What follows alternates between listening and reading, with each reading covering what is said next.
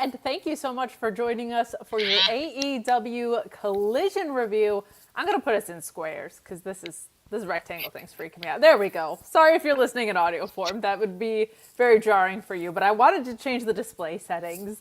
We were I was too close to the camera. That was very jarring when you see every pore on your face on the camera. Whoa, too much. Too much. But I'll tell you what was not too much. AEW Collision. You would think it was Thursday today, SP3, because what we're doing with this stream is we're reviewing a product under the AEW umbrella, which we used to do on Thursdays with ROH, and we are handing it over to the TNA crew, which is what we used to do on Thursdays.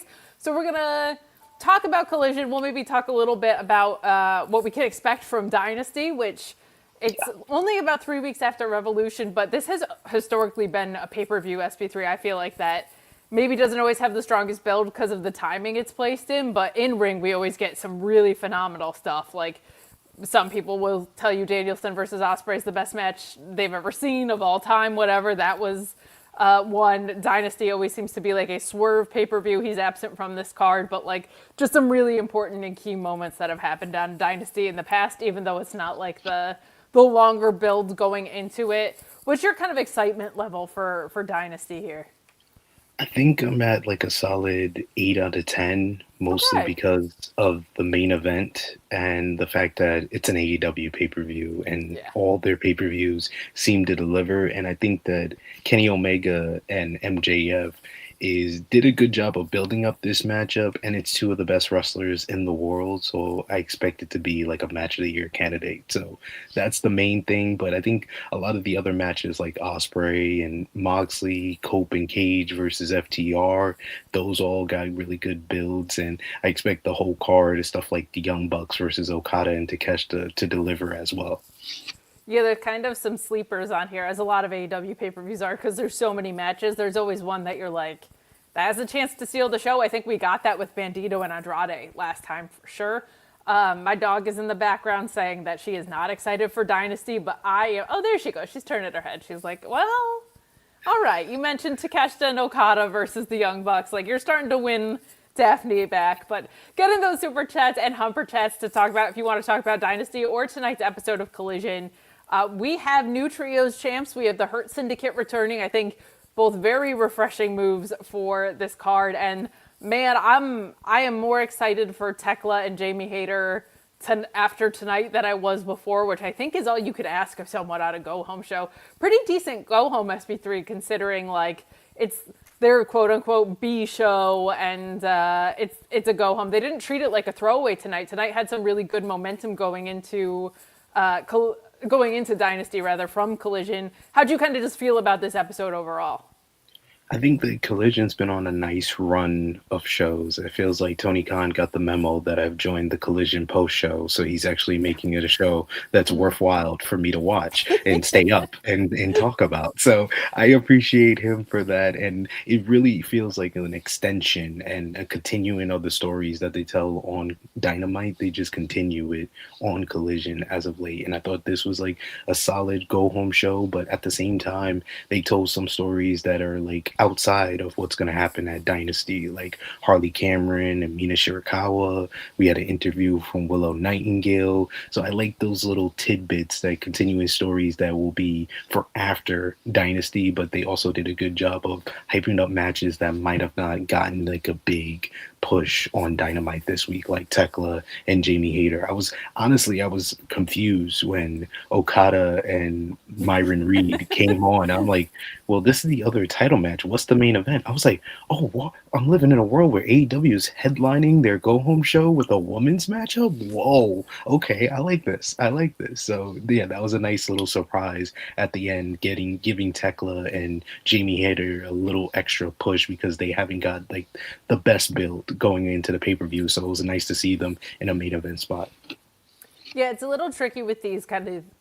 We had Revolution 3 weeks ago, and so some that had extended stories to pick up on feel like we are properly cooked going into the pay-per-view. The ones where they kind of had to throw something together are in a little bit of a different position, but I agree with you. I'm now looking forward to this match quite a bit. And Matthew Hook's kind of echoing the same thing. The women had a lot of good time tonight. Very nice. Yeah, they really did. They really did. And like, if Tony Khan knows you're on the Collision post show now, he probably sees you've got Elsa in the background, and he's like, I don't want to be frozen.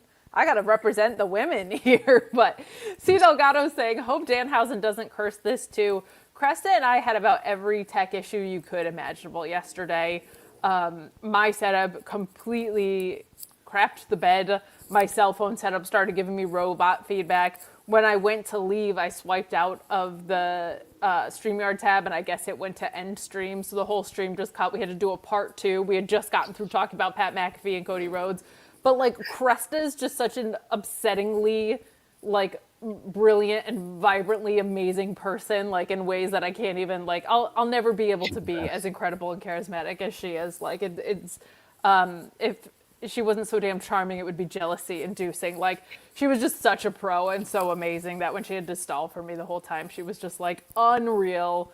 So we made it through, and to be honest, we did much better on views than I thought we were going to, considering the circumstances. So thank you to everybody who followed us over, because we got cut off very abruptly and there were no instructions about, like, we're going to do a part 2 stream. So thank you to everybody who stuck with us. But let's dig in, because we start off pretty darn hot. We start off with this trios title switch, and it's one that I feel like, I don't know, it was like the dogs have forced themselves into relevancy, and like they're too important to do AEW's usual method of kind of like letting people get familiar with you, earning your way up the card. Like, maybe that got expedited in part because of Forbidden Door season, I don't know, but like it feels like the reaction was just like, I understand that methodology, but with the dogs, you got to get them like going immediately, because they are too important. They have too much history.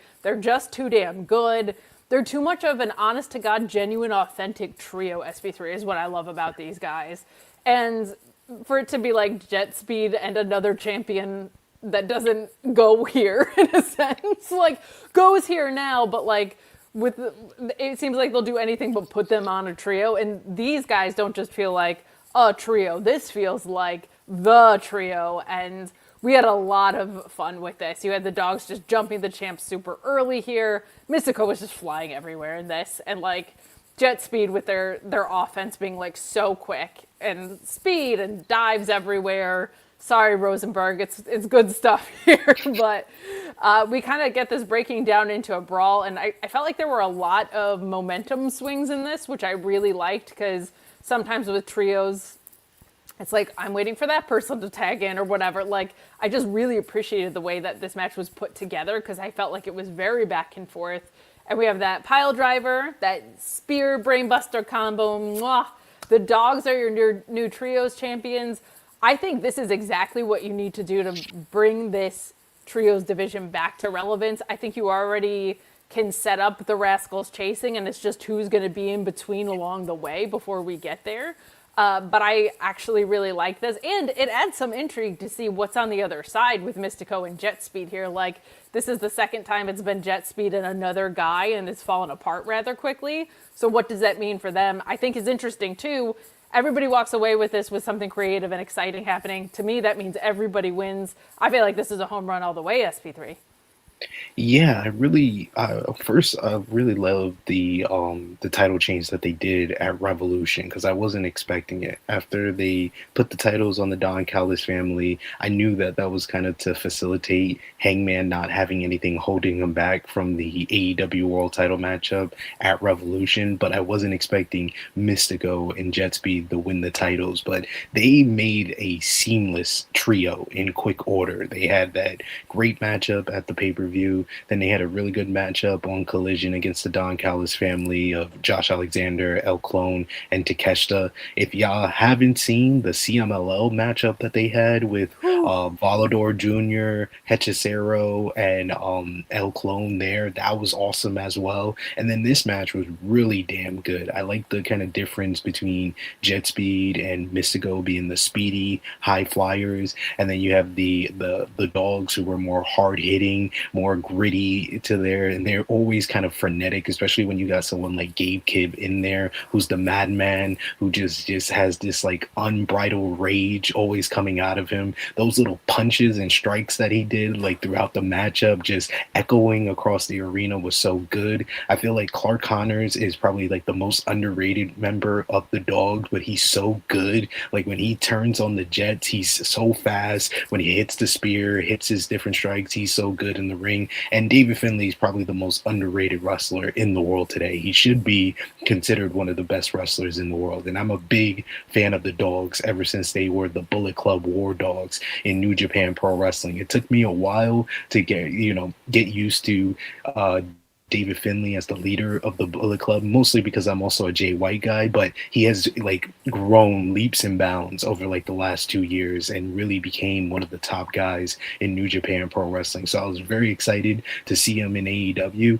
I was very disappointed in the first month of him being in here and the Dogs being together. And I've been echoing on any platform I've been on Twitter as well, that they needed to get the booking right with the Dogs. They had the presentation down. Like the little vignettes they got on social media are so good. Did you see the one with Gabe Kidd in the insane asylum? Like that was incredible. So incredible stuff. Like I just needed them to pick up some big wins, and this felt like the biggest win that they have gotten so far. And you get the drill a hole power driver into the full clip. I like the fact that David Finlay and Clark Connors are doing the finisher that Clark and Drilla Maloney used to do when they were the IWGP junior heavyweight champions. And I love that they get the win here.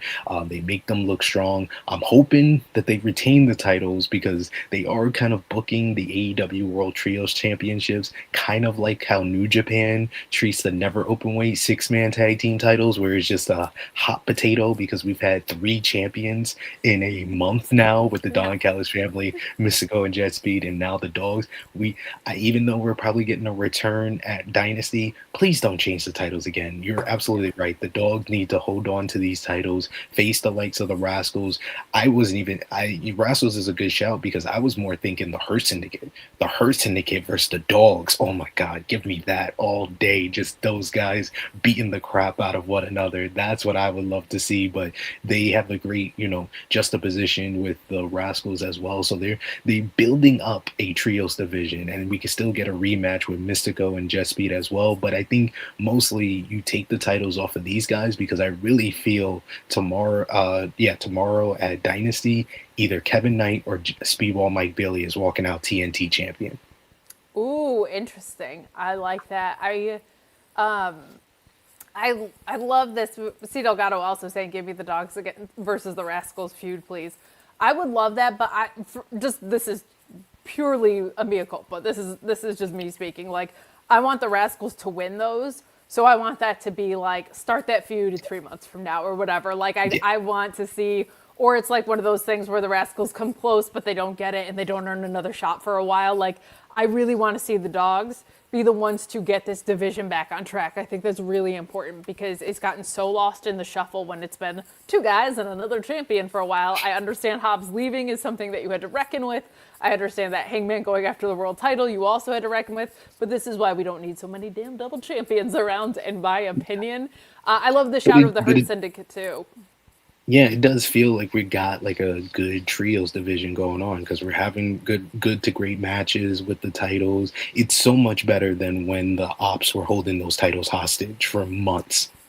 Yeah, and it was the Death Riders holding them hostage before that. So it's like we have not had a true honest-to-God trios division. And we also just haven't had like the depth in AEW for that too. It always felt like if the tag division had the depth, the trios didn't, and vice versa. So now it feels like there's a healthy mix of both, and that makes me really happy, because also when multi-man pictures go up, the talent usage is better. Like, you're just using more guys on your roster, realistically. I also love what you said about the Hurt Syndicate too, because my thing was like, well, if the Hurt Syndicate are going to come back, they should win, but they've talked about like this thing of adding another component to the mix, so maybe them not winning is what cements that, or maybe somebody costs them against the Dogs or whatever. But it also occurred to me, I was like, oh yeah, they're not going to be like badass tweeners. They're going to be pure baby faces coming back as well. So that also works up in like a heel face alignment. AEW is not always so careful with that, which is a cool way to operate. But just in general, I'm like, who's going to be getting the big reactions here? And obviously the crowd is going to be doing the "we hurt people" chant, and they're gonna just be, I think, super, super over as they were tonight, and we'll talk about it in a little bit. But I think this direction for them is gonna be really good. I wasn't gonna do this quite yet, but we're actually gonna skip to this Willow promo just because we have a couple of chats about it with Chad, who enjoys sailing. That sounds delightful. Chad enjoys sailing. What good for you, man. Let's go sailing. Why are we talking about wrestling? Let's go sailing. But he says, think we get a Willow Open challenge tomorrow. And Chris Byers also asking, do you think Mercedes returns tomorrow? I do think Mercedes returns tomorrow. Logically, it would make sense that it was for Willow. But I had posted on social media, I was like, man, if you don't just love Willow, you need to go see a psychiatrist. Because something is wrong with you. She just, even in this smaller, I don't want to say throwaway because it had some substance to it, but it was not an extensive backstage with Willow. She just talks about how Queen Aminata took the boots to her and stuff, and she's just so damn likable. She's one of those ones I'm like, you better just never turn her heel. But I feel like Mercedes coming back to try and get everything that was, Willow kind of took everything from her and she's lost everything else since, I think is something that could make it really, really interesting here. Where do you see Mercedes Moné coming back? Do you think she's there tomorrow? She was in Canada wrapping up, I think, most of her indie stint. She lost to Jody Threat, so it would make sense she'd be back. They've been teasing it a little bit. How do you feel about this backstage with Willow tonight in general? And where do we think Mercedes comes back into the fold? I like the backstage with Willow just being the most likable babyface in all of wrestling. But I do like the new nickname that she's got, the Comeback Killer, after beating Shida last week on Collision and then also beating Aminata. Yeah, it is a hint of maybe she versus someone like Mercedes next, or I've seen Britt Baker in the chat. I've been the Britt Baker enthusiast calling out that this is the time to bring her back with Timeless Toni Storm being out of action.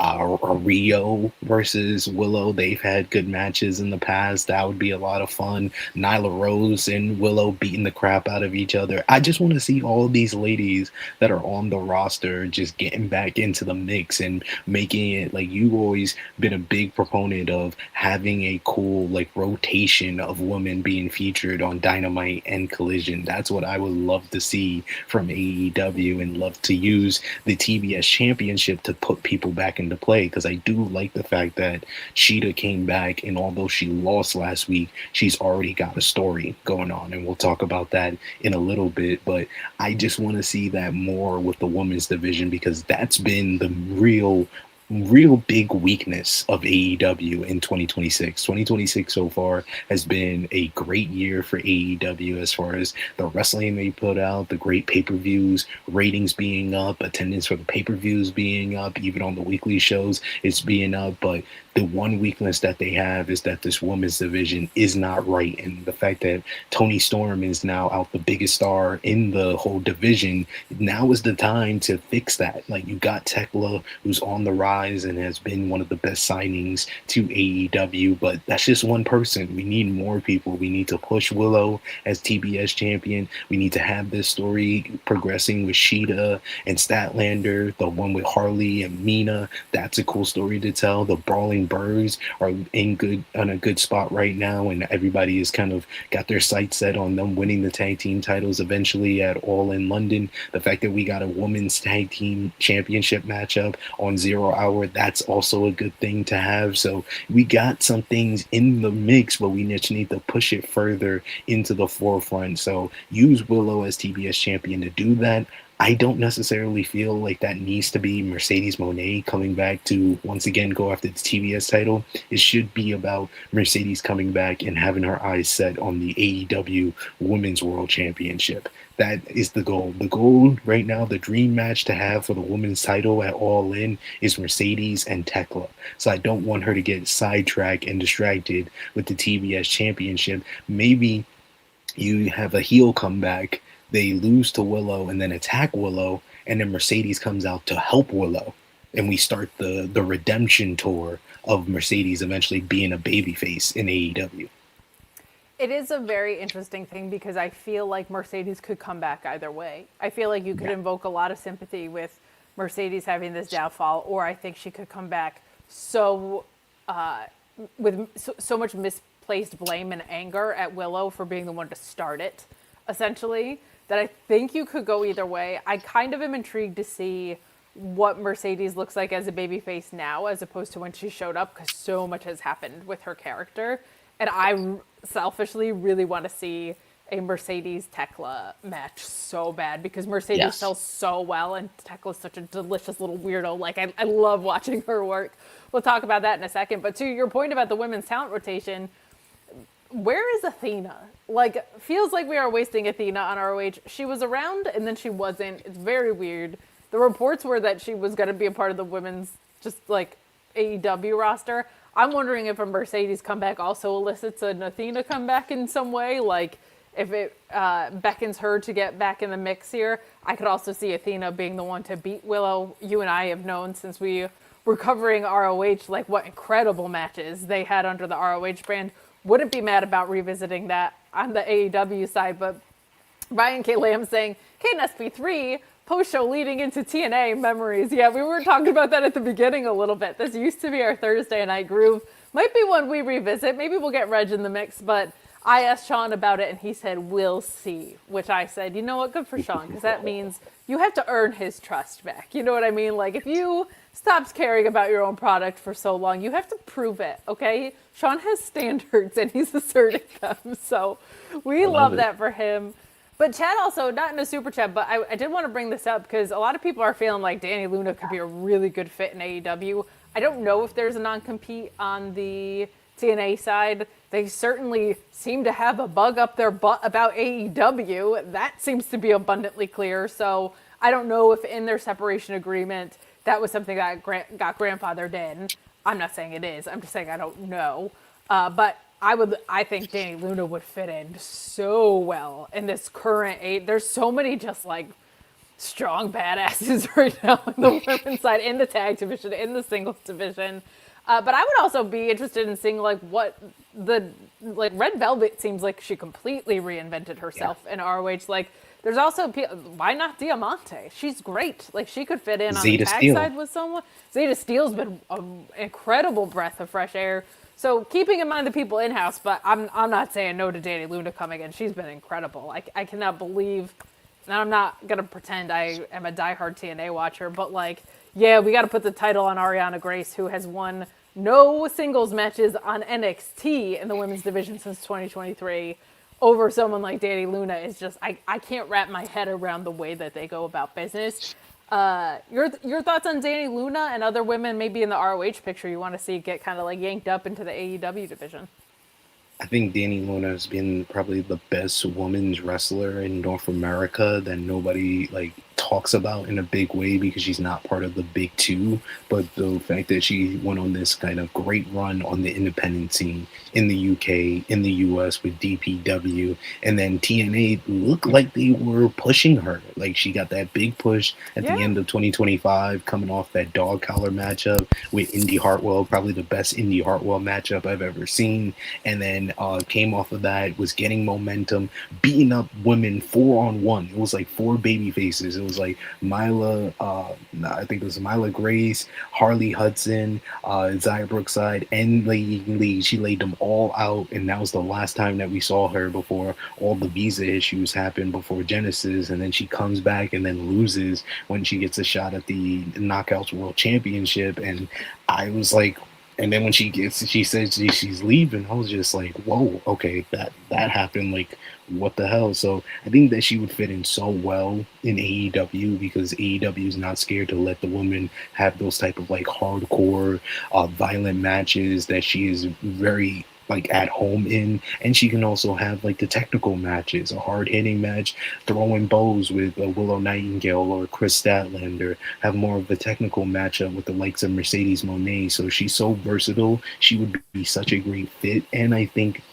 Another key thing that's been going on in AEW is they've been signing women who aren't going to be like, oh no, I'm not going to do that when it comes to working ROH. Like, I thought the inspiration was a signing that I was very big on. And I love the fact that they're willing to go to Japan and work in Tokyo Joshi Pro, that they're on ROH TV now and working over there as well. So you need more women like that that's willing to understand, like, you're not always going to get the reps on AEW Dynamite, AEW Collision. That's what ROH is for. If you still want to get your reps, still want to make a name for yourself and get like accustomed to the AEW style and how Tony Khan books, and you're going to get the opportunities on AEW eventually as well. I think Danny Luna would kill going against Athena and beating her for the ROH Women's World Championship, and then coming on AEW when they got that spot for her. But her coming in to answer the open challenge of Willow, please give me that. That's a matchup that just is made for me. That's an absolute banger waiting to happen. Yeah, that would be an incredible. Like, if you said who are the top 3 people you want to see Danny Luna face, like, Willow's probably one of them, just like from a ring style standpoint. But I want to see Danny Luna everywhere, and you can get Fightful everywhere with NordVPN.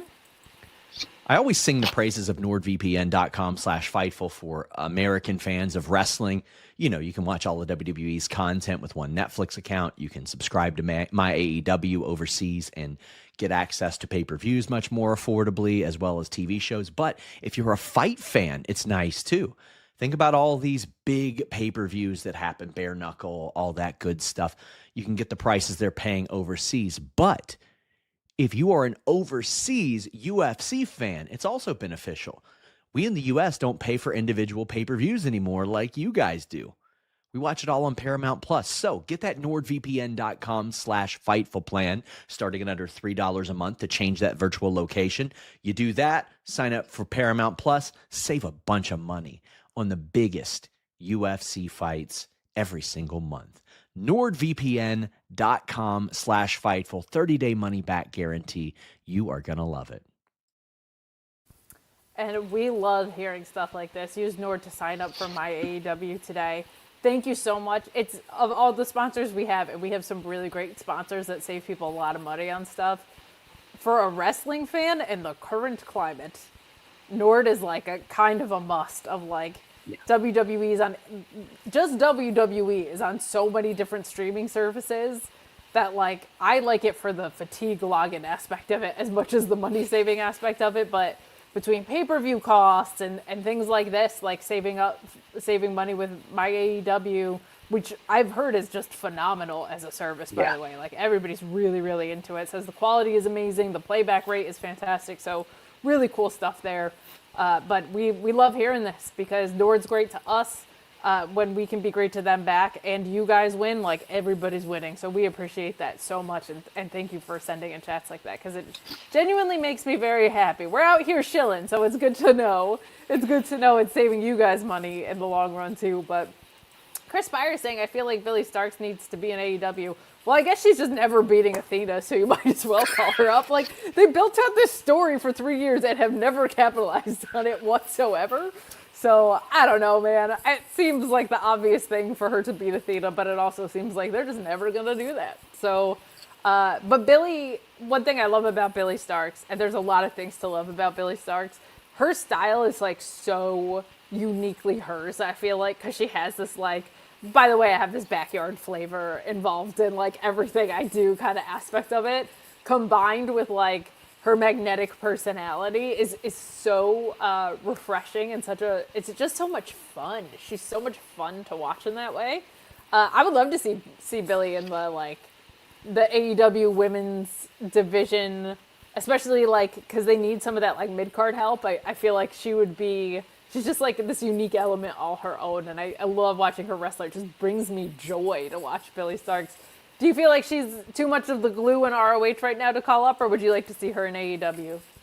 She really is the glue of the ROH women's division because you can kind of place her anywhere. She could go after the TV title where she was the inaugural TV champion. She was in the finals for the Pure Championship. You still have that story with her and Athena, but I feel like she's so young in the game that I think that Tony Khan is just being smart and biding his time as far as like giving her the time to get the reps on ROH until he finds something for her on AEW television. He shouldn't wait too long because if she becomes a free agent, everybody and their mama gonna want a Billie Starks on their roster. But I think that Billie is definitely a person that could excel on AEW television because she's so versatile, so good. She can do the brawling. She could do more technical. She's got that type of personality that can just work with any type of character and any type of performer out there. So I'm waiting to see when the time is right. I don't think it's right now. And there is a pecking order. We need her minion overlord to get called up to the AEW television full time before we start talking about Billie. I agree with that. We're going to run a poll here asking just how excited you are for AEW Dynasty. Yes. Also, I made a 6'7" joke to pop myself, but let's start and show it. Nah, I don't want to show it. Okay, there we go. StreamYard, bringing in new features. We're learning how to use them on the go. Tim McFarland saying I'm a little late. I used that earlier on True Hill Heat. My poll was, is Pat McAfee cooking? And it was like 90% no from our chat. Our chat is good people at True Hill Heat, and I know these people are good people, so I know they're excited for Dynasty. Even it's interesting seeing how heavily rejected this angle has been because it's.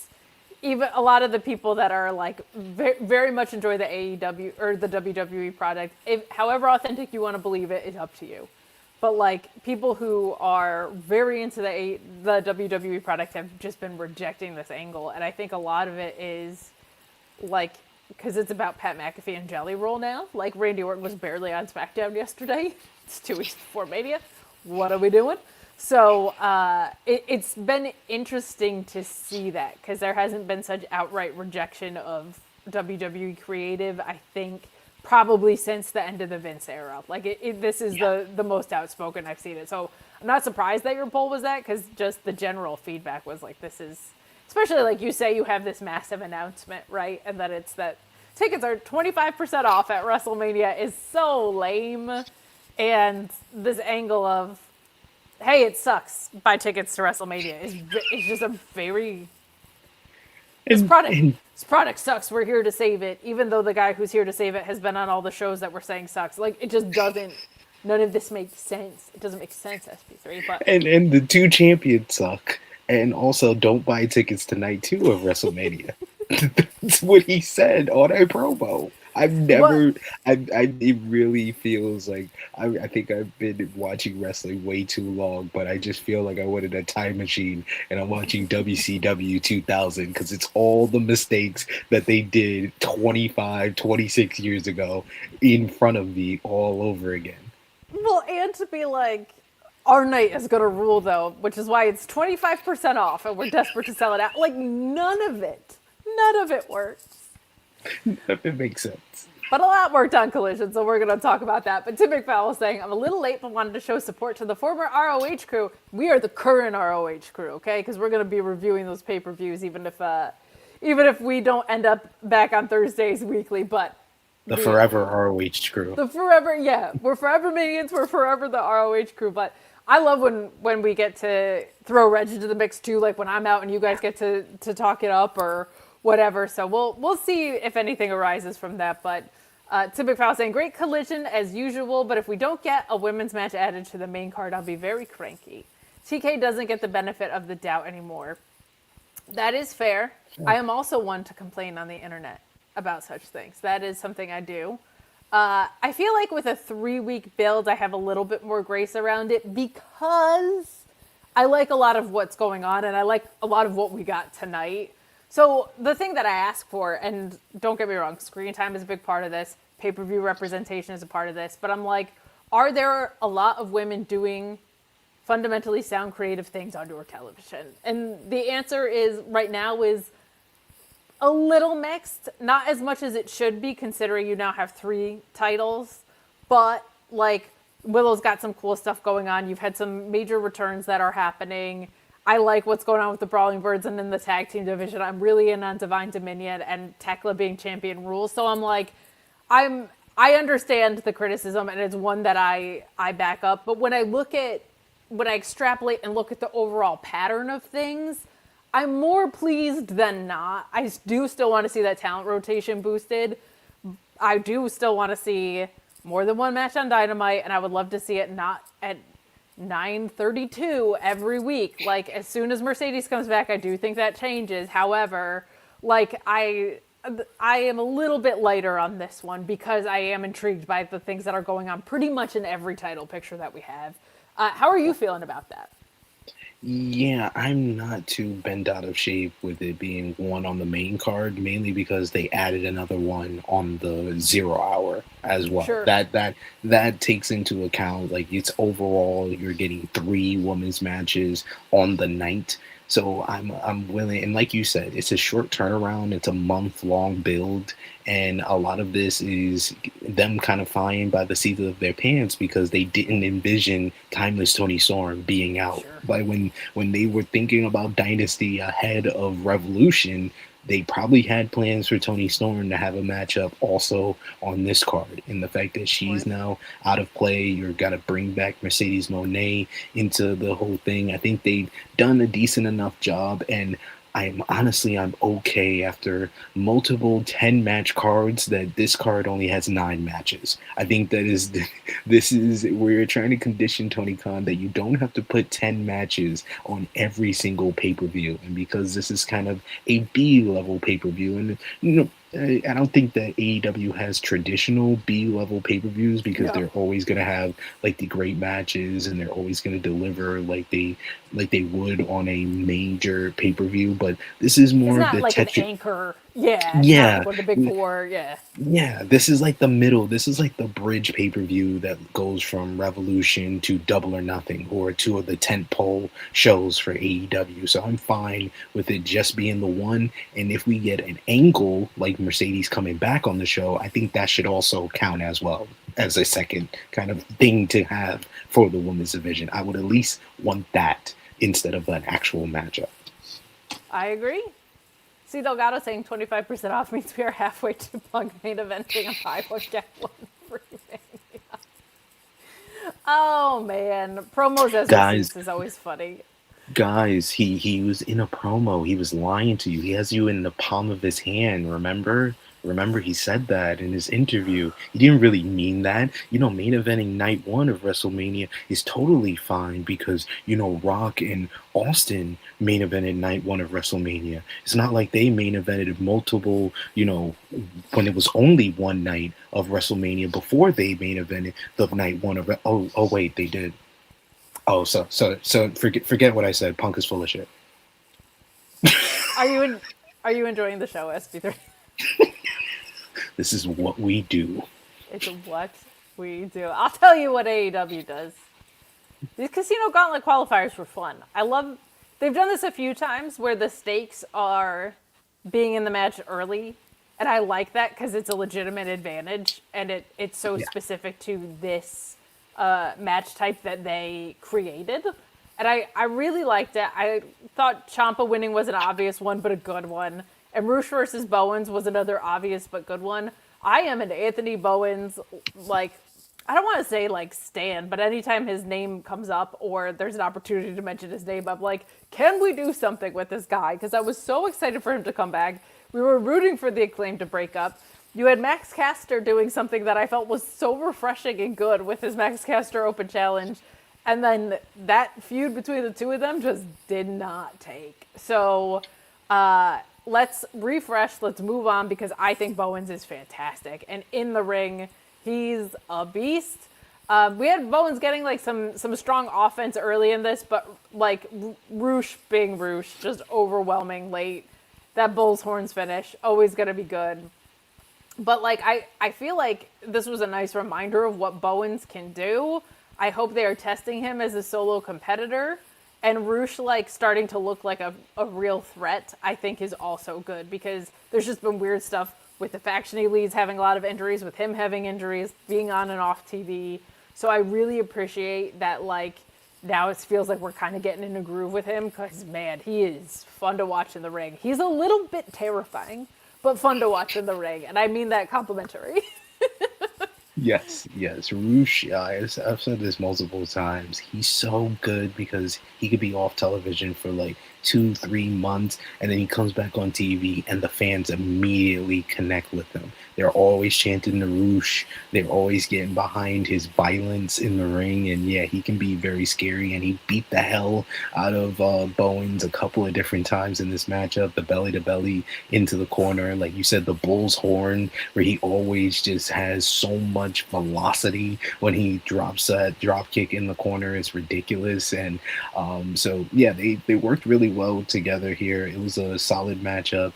Bowens is so good. He's someone that I've watched for like a decade now. I remember like one of my first shows that I ever, independent show in New York that I ever sponsored, Bowens was in the main event of the show. I used to sponsor Battle Club Pro, and he was the first ever champion there. So yeah, I've seen Bowens for years, and I'm so happy where he is today. But yeah, I want more for him. I want to see more for him, whether that's maybe eventually the Acclaim getting back together, because I still think that absence makes the heart grow fonder. And I think that people were into the story of them coming back together, but it felt like Tony Khan and maybe them as well were kind of dragging their feet and didn't want to come back together. But they've kind of done enough stuff on the indies that points to them eventually maybe coming back into play as a tag team, because I don't know if they have the spot for him as a singles competitor, even though I think he would be great in like the Continental Championship division, the TNT title division, whatever it is. I think that Bowens is so good in the ring, is so talented, and he just hasn't really broken out in the way that I want from him. But maybe he can do that in the tag team division. And I just want more tag teams. And the Acclaim were one of the best that AEW has kind of homegrown throughout the years. So maybe I'm in a minority, I see here in the chat, but hey, I want to see the Acclaim come back together eventually, but I just want more for Bowens, period. Yeah, I agree with you. And what's funny is I know people are saying no in the chat, but AEW fans also tend to have nostalgia for like things getting back together that were like a few years ago or day one stuff. Like that Jurassic Express reuniting thing did crazy numbers. People weren't as like rooting for that to be over as maybe they were the Acclaims, but if all it takes is one really good rap and people are going to be like, yeah, this used to be fun, this was fun. So I think we'll see how it goes. But some candidates for TNT champion, I am Crush NC saying Speedball please, TNT champion, DPW lives on. This is my pick. Ryan K. Lamb saying perfect time to belt up Brody King with the TNT title. I feel like he's been sniffing around the top of the card, but he's not going to be holding that world title anytime soon. He's always white hot. He's always over. He's always fun to watch. From anything that you hear, he's just an absolute gem backstage. Nobody ever has a problem with Brody King. Like, everybody loves this guy. And I feel like, you know, it might be the right opportunity, unless there were other long-term creative plans in play that we don't know about. I don't know, maybe Buddy Matthews is coming back tomorrow. That would be amazing. Strap him up if that's the case. If Jay White's coming back tomorrow, strap him up if that's the case. Like, take advantage of certain things. But as far as, like, active people on the roster right now, that would be my pick. Kevin Knight's not far behind that. Speedball's not a bad option either. People seem to be thinking, like, maybe a JetSpeed breakup is in the works here, but what are you thinking? Like, does Swerve show up tomorrow and win the TNT championship? Like, where do we go from these guys that were in the top of the card that aren't sniffing around there anymore? And who do you think walks out? I think this might be one of like the most unpredictable casino gauntlets that they've had in a while. Because like you said, there's so many different people that were good options to put the title on. Because you got the Brody King, who like is red hot and has the fans behind him, and it would be a great kind of run for him. You got someone like a Kevin Knight, who's been kind of the nearly man as of late, coming up short against MJF, coming up short against Okada for the international championship, and and now he can win the big one for the TNT title. It's in Canada. That's why I'm going with Speedball Sure. Mike Bailey, and Fair, he's fair. been getting a push as of late as well. And I really would love for Speedball to be the champion. And then, like Tony Khan said on the conference call, he believes Kyle Fletcher will be back for All In. I'm going to be live at All In. Please, dear God, give me a Speedball Fletcher 3. These two guys have created magic together, and if Speedball's the champion, the TNT champion, when Kyle comes back, and that's the matchup you give us at All In, oh, I'm gonna be eating good, because you got Will Ospreay versus either MJF or Omega in the main event, and that matchup, that's just magical to me. So that's why I'm really going for Speedball. But Brody King's not a bad shout. Before this show, I was thinking like Mark Davis could have been another option as well, but he's going to be in another matchup on the card. He's facing Jack Perry on 0 Hour for the national championship. And then there's always Tommaso Ciampa, who is a former champion. His reign only lasted 11 days, so I wouldn't mind them putting the title back on him. There's a lot of really good options, and something that's so interesting about this, in addition to the elements that you named, is that this is not for a shot at the title, this is for the title. So this is like a very different element, because you can have so many people to set up a title shot, right? But we're talking about who's getting strapped up properly, and it's kind of fun that they've done such a good job of keeping a lot of people white hot, because it means there's a lot of right choices that you could make. And yeah, those first couple of Speedball Fletcher matches were Kyle Fletcher, man. It sucks with his injury, and I don't mean to take away from that, but like he could be out the next 5-6 months and he would still have match of the year contenders, because he has been so impressive in the early stretch of this. Tim McFowle saying, if we do strap up Brody, make it a meat division. A big meaty champion sounds fun to me. Like I'm here for that right now. And Shea Monster saying, shout out to some indies. Billy and Bane were great. Maybe auditioning Anita Sapphire on Eve yesterday. Mystery was so fun today. Kenta versus Stu. Mystery wrestling is so fun, because like I am all in on self-aware, like independent promotions. Like what a fun thing. I also love seeing Anita and Sapphire audition or not. Like getting TV reps is really, really valuable. I know some people that have done extra work for AEW and been like, I paid my rent and the catering's great. Like, if it doesn't turn into a contract, that's fine by me. That's a good day at the office. I'll take it. Like, let's go. So there's a lot of benefits to that, and you just get access to hundreds of thousands of people's eyeballs. That's always a beautiful thing. But let's talk some of our tag division action here today, because there were some squashes on this show. It was a little squash heavy even. There were a few. But we had Statlander and Shida with a dominant win. Falcon Arrow into the Saturday Night Fever, a really fun combo. Statler feels like she's like a gear shift away from helping take over this division in a way, and I love what this led to later. But I think the question is like, okay, is this a real deal tag team? And then we have the backstage, of course, with Harley, who's taken to the bottle quite a bit as they are drinking backstage here. But what did you think of this duo in the squash, and how did you feel about the backstage that we got after with everyone? Yeah, I think it seems like this story or this partnership is going to be used to facilitate the Shida heel turn, because Shida was not too pleased with Statlander just winning the matchup, tagging herself in as well, and then just winning the matchup on her own, because she's Kris Statlander and she can do that. So I think maybe we get a few more matches, 1 or 2, to build up Shida and Statlander as potential challengers for Divine Dominion. Maybe that's double or nothing. You do that tag team matchup, and then after they lose, you have Shida turn on Statlander, and then maybe we get Shida and Statlander. We get maybe Shida going back after the TBS title against Willow. There's a lot of different directions to go there. And as far as Harley and Mina, I would love more backstage segments with those two, because they just have this weird chemistry with one another, where they're both these bubbly, energetic, kind of charismatic characters, but them being kind of down in the dumps because Harley's no longer with the Babes of Wrath. Kris Statlander turned down her idea to team up with her and be trained by her. Now you got Mina, who's without Tony and feeling depressed. Give me the wrath of love. We need the Wrath of Love in the AEW Women's Tag Team Championship picture. SP3, I've already done too many dances with the Wrath of Love. You know what I mean? It's too much. It's too much. It's too much. It's too much. Guys, get in your super chats and humper chats. We're having fun reviewing some AEW Collision. Me and SP3 at it. We will have the TNA Rebellion review on the back end of this. I would imagine in the next 10 to 15 minutes or so, we'll see how long it takes TNA to wrap up probably their like 30 business. minutes.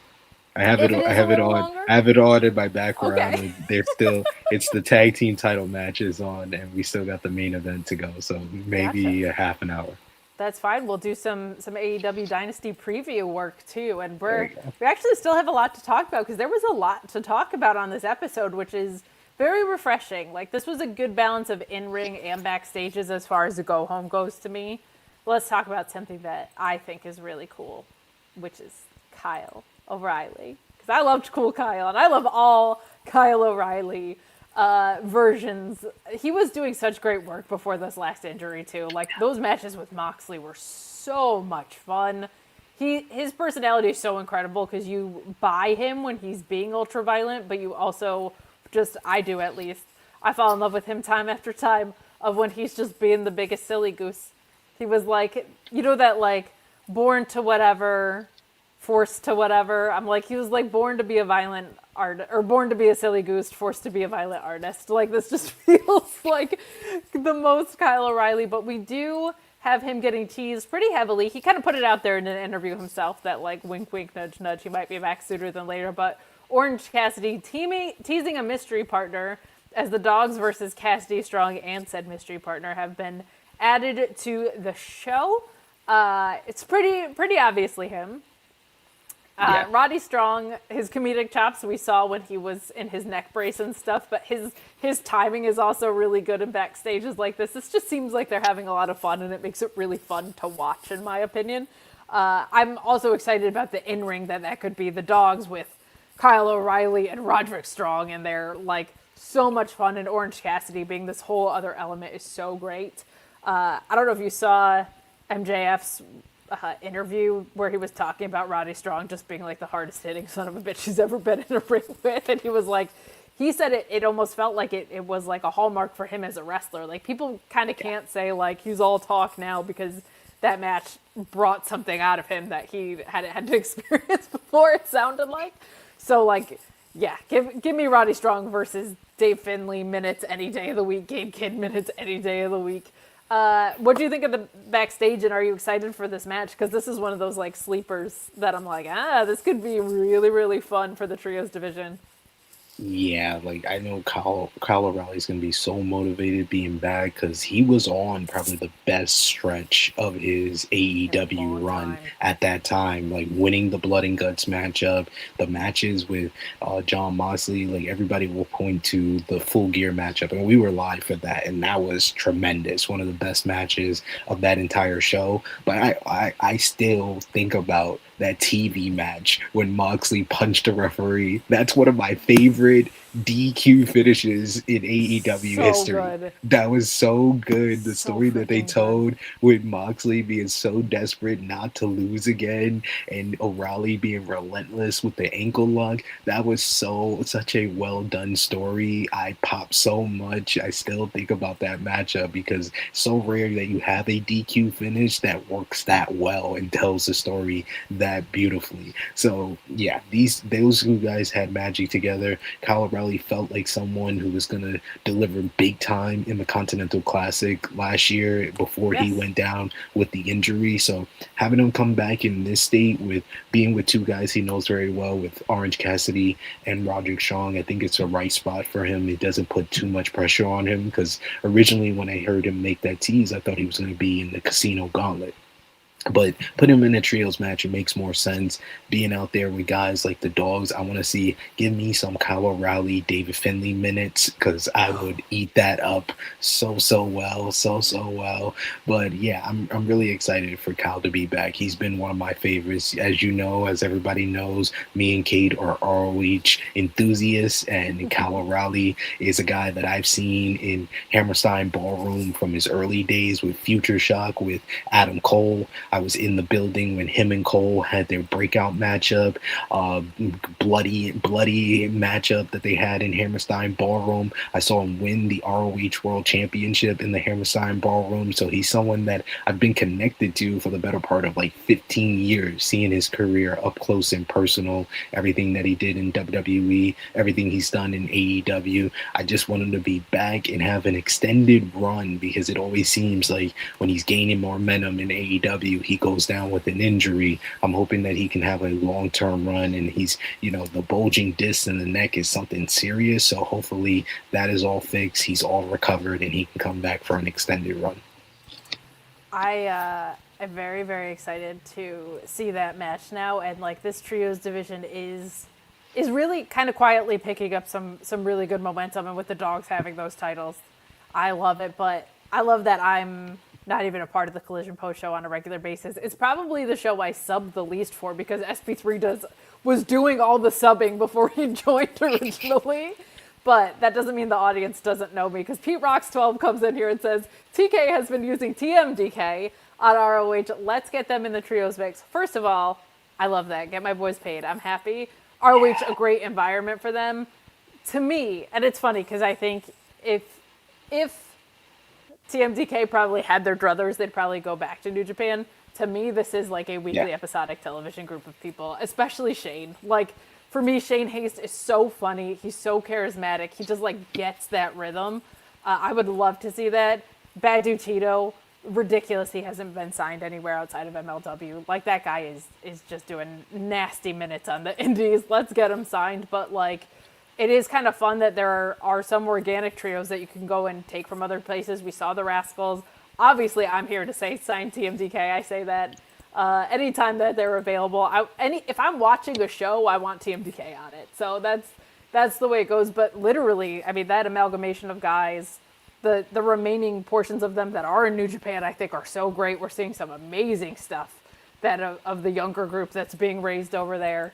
Tito does great work here. Shane and Mickie doing great work all over the place. Any amalgamation of TMDK, I am here for. But we have been seeing a lot of United Empire on AEW TV as of recent, and we got some nice promo battles. Will Ospreay's really grown into who he is as a talker on weekly episodic television as well.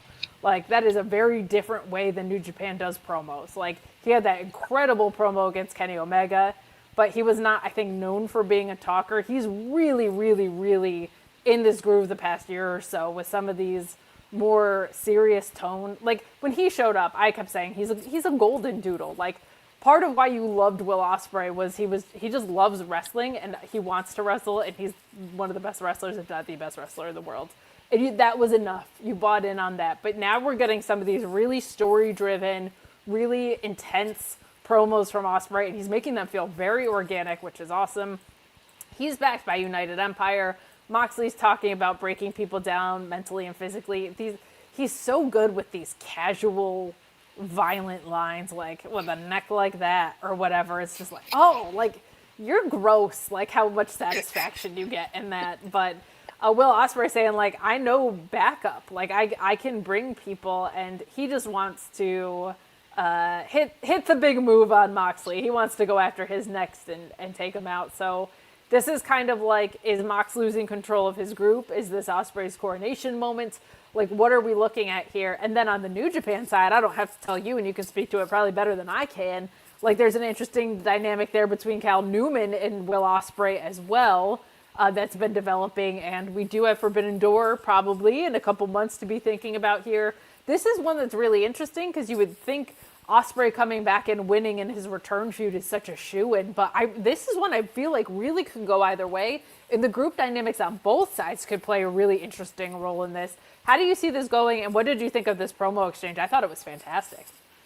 Yeah, I really loved it. I want to say first with your TMDK suggestion, I do agree, and I just have to say They got robbed. It should have been 5 stars. That Zack and Oyowa versus Knockout Brothers was the best tag team matchup I saw this year. It was so immaculate. Yuto Ice is one of my favorite guys in wrestling, and him and Oyowa have just gone at it, and they delivered a blockbuster matchup. Yeah, Oyowa's improvement is just ridiculous, and it's an testament to what's been going on in like the wrestling community, talking about reps and how guys have gotten so much better, which is an easy transition to talk about Callum Newman, because Callum Newman is like the most improved wrestler in the last like 2-3 years. He went from the young boy of United Empire to IWGP heavyweight champion in 3 years. I don't think that's amazing to watch at 23 years old. In general, like that's nuts.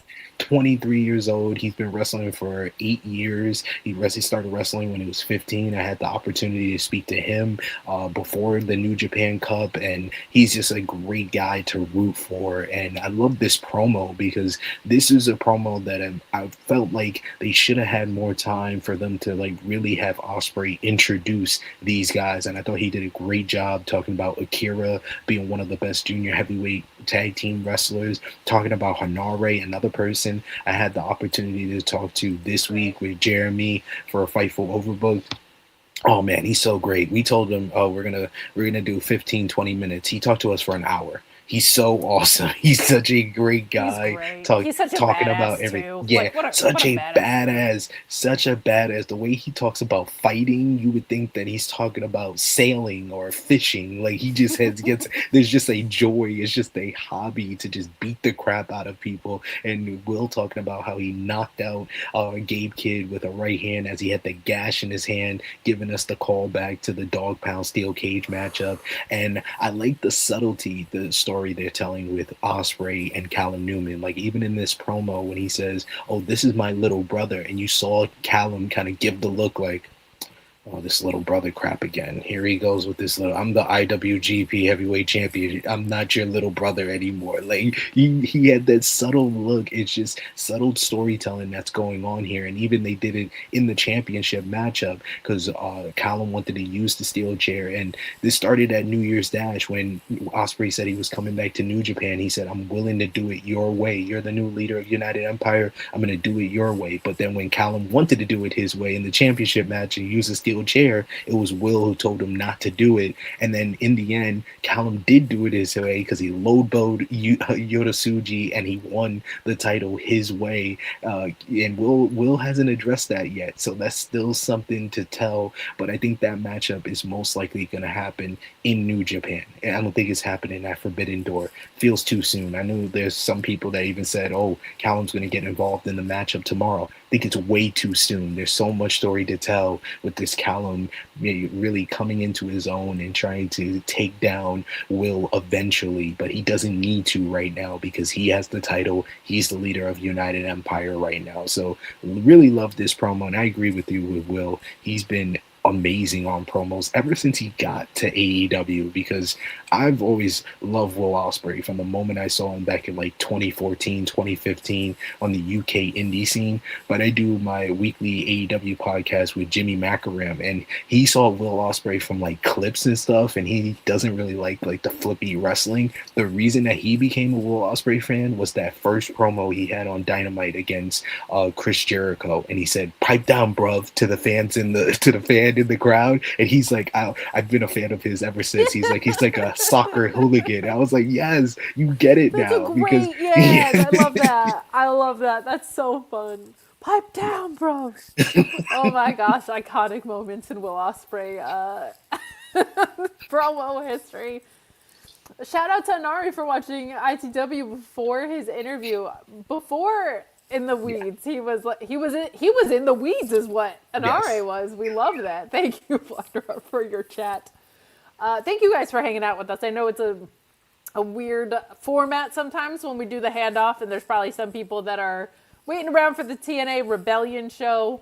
They are in main event mode, so we are gonna keep rocking and rolling through a little bit more here, but let's talk about the return of the Hurt Syndicate. And this went just about the way that you would expect, I think. But what I love about this is it just feels like for a while there, it was like everybody was being called final bosses in wrestling, I feel like. And I'm glad we kind of got away from it because it's only Samoa Joe who's allowed to get called that. And I feel like on AEW programming.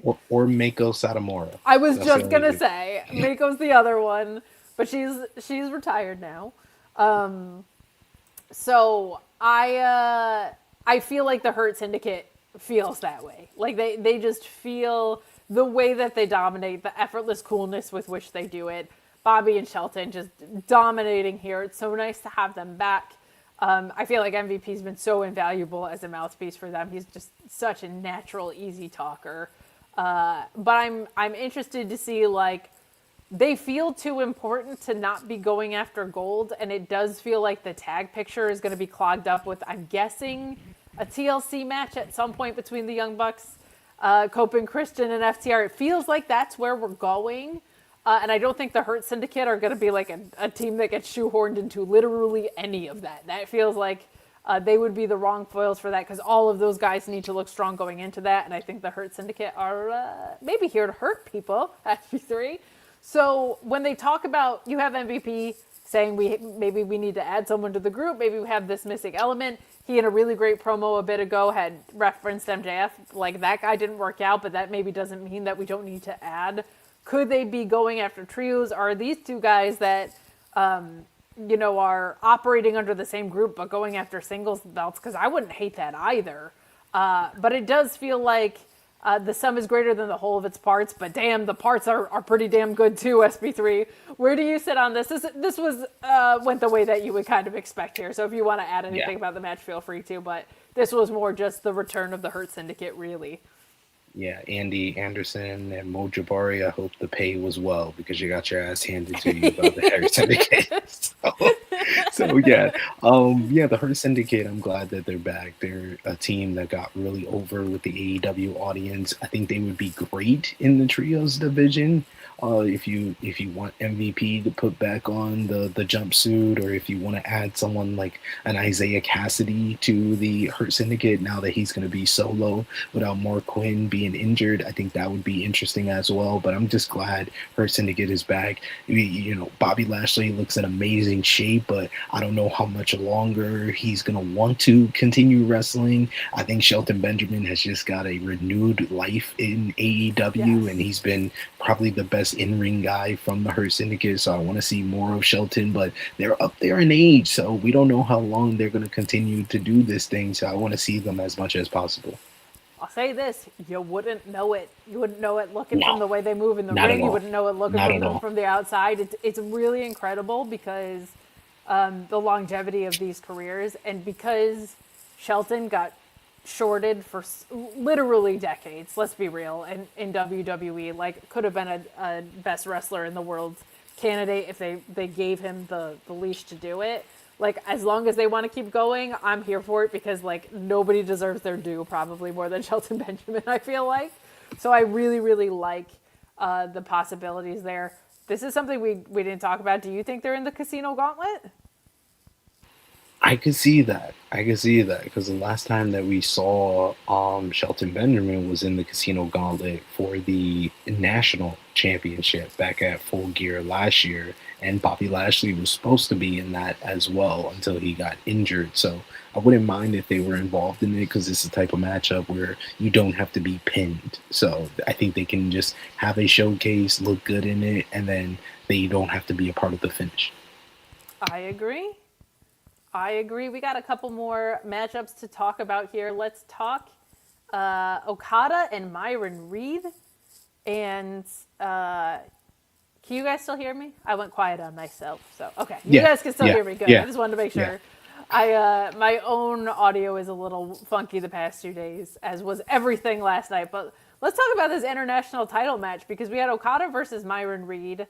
Myron Reed, I think, was almost like the little brother of the Rascals, and like maybe was viewed as like the group average brought him up, and I don't think that's been true in AEW at all. Like, he has been fantastic. He gets a major underdog shine. It felt like Okada liked working with him. You know when you just get a vibe that wrestlers like, it just seems like they were having a good time out there. Like the chemistry's just there clicking. That's how to me it read with Okada. Like he was having fun healing with this guy because I felt like Myron Reed got a lot of underdog shine in this. It was like he made Reed, but he also wanted you to know there was still a gap between the two, like with his character. Like I felt that come through really strong.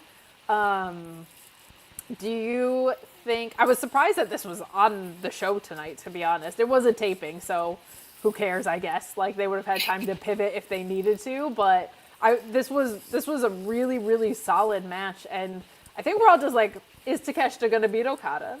And will that help elevate this title? Are the two questions that are like lingering out there for me, because it feels like we've put this off so long. Now, Takeshita's boyfriend is injured. Kyle Fletcher's out for a while, so maybe that helps expedite things in a weird way. But I had a lot of fun watching this match. I'm just ready for the, okay, what's next aspect of it. How did you feel about this match? Were you as hot on it as I was? And where do you think we're going with all of this?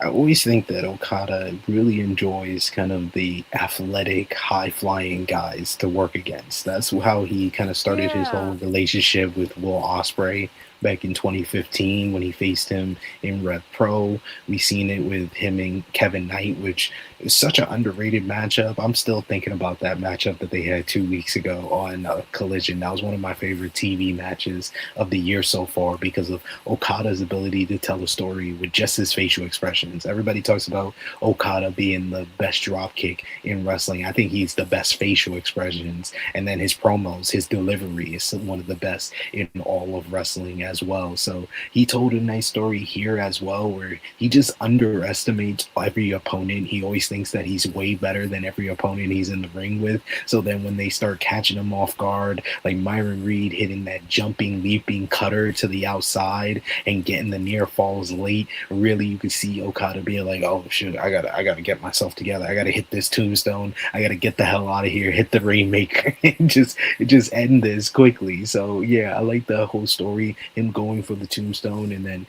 Myron Reed coming up with different reversals, getting close near falls with that. I thought Myron selling in the matchup was so good as well. Like the way he took that Rainmaker and looked dead at the end was just so good. It was so good. Myron Reed has been probably the most underrated person in the Rascals because he's a guy that can stand on his own and be a single star. He's I think he is the longest reigning MLW middleweight champion of all time. The young goat. He's so talented. He's good on the mic when he's given the chance. He's good in the ring in singles competition, but he can also mix it up in the trios with the rest of the Rascals or even in tag teams. We saw that with Desmond Xavier about a month ago as well. So I want to see more of Myron Reed. I want to see him in singles competition. I want to see him with the trios, with the Rascals. But this was a great showcase for him and a really good matchup here with Okada. Okada retaining.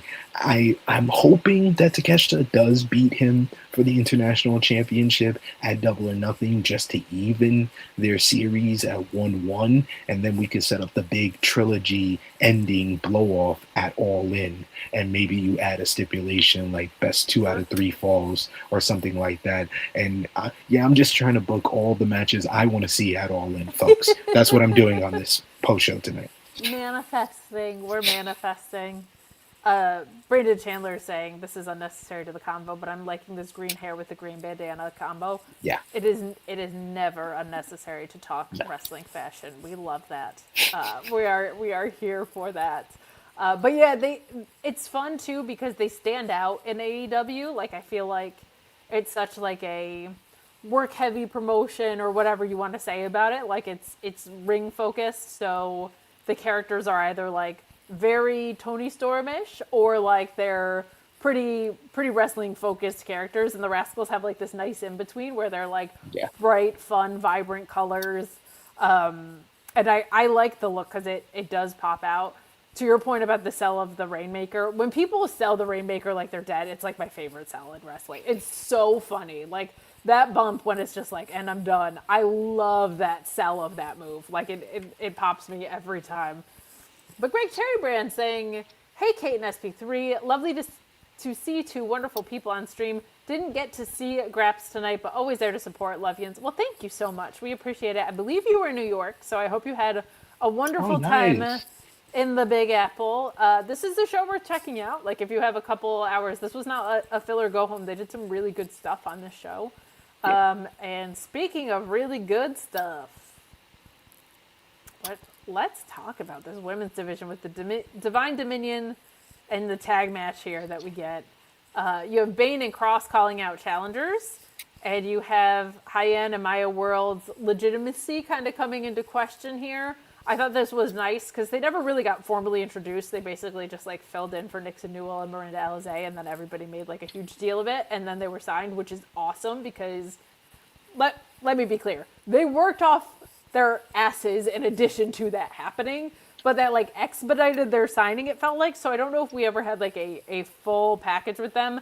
Their theme is amazing, by the way. That is the best. I love it. Shout out to Victor Perry of the Wrestling Club, who was on that track as well. But yeah, I like this little vignette to introduce them, and I like they let each other introduce each other, talking about their whole connection, being from Texas, stepping up in the right spot and challenging Divine Dominion. And I thought Divine Dominion's response was very well done, and I like Lena Cross leans into the gimmick a lot more than Megan Bayne does. I like that.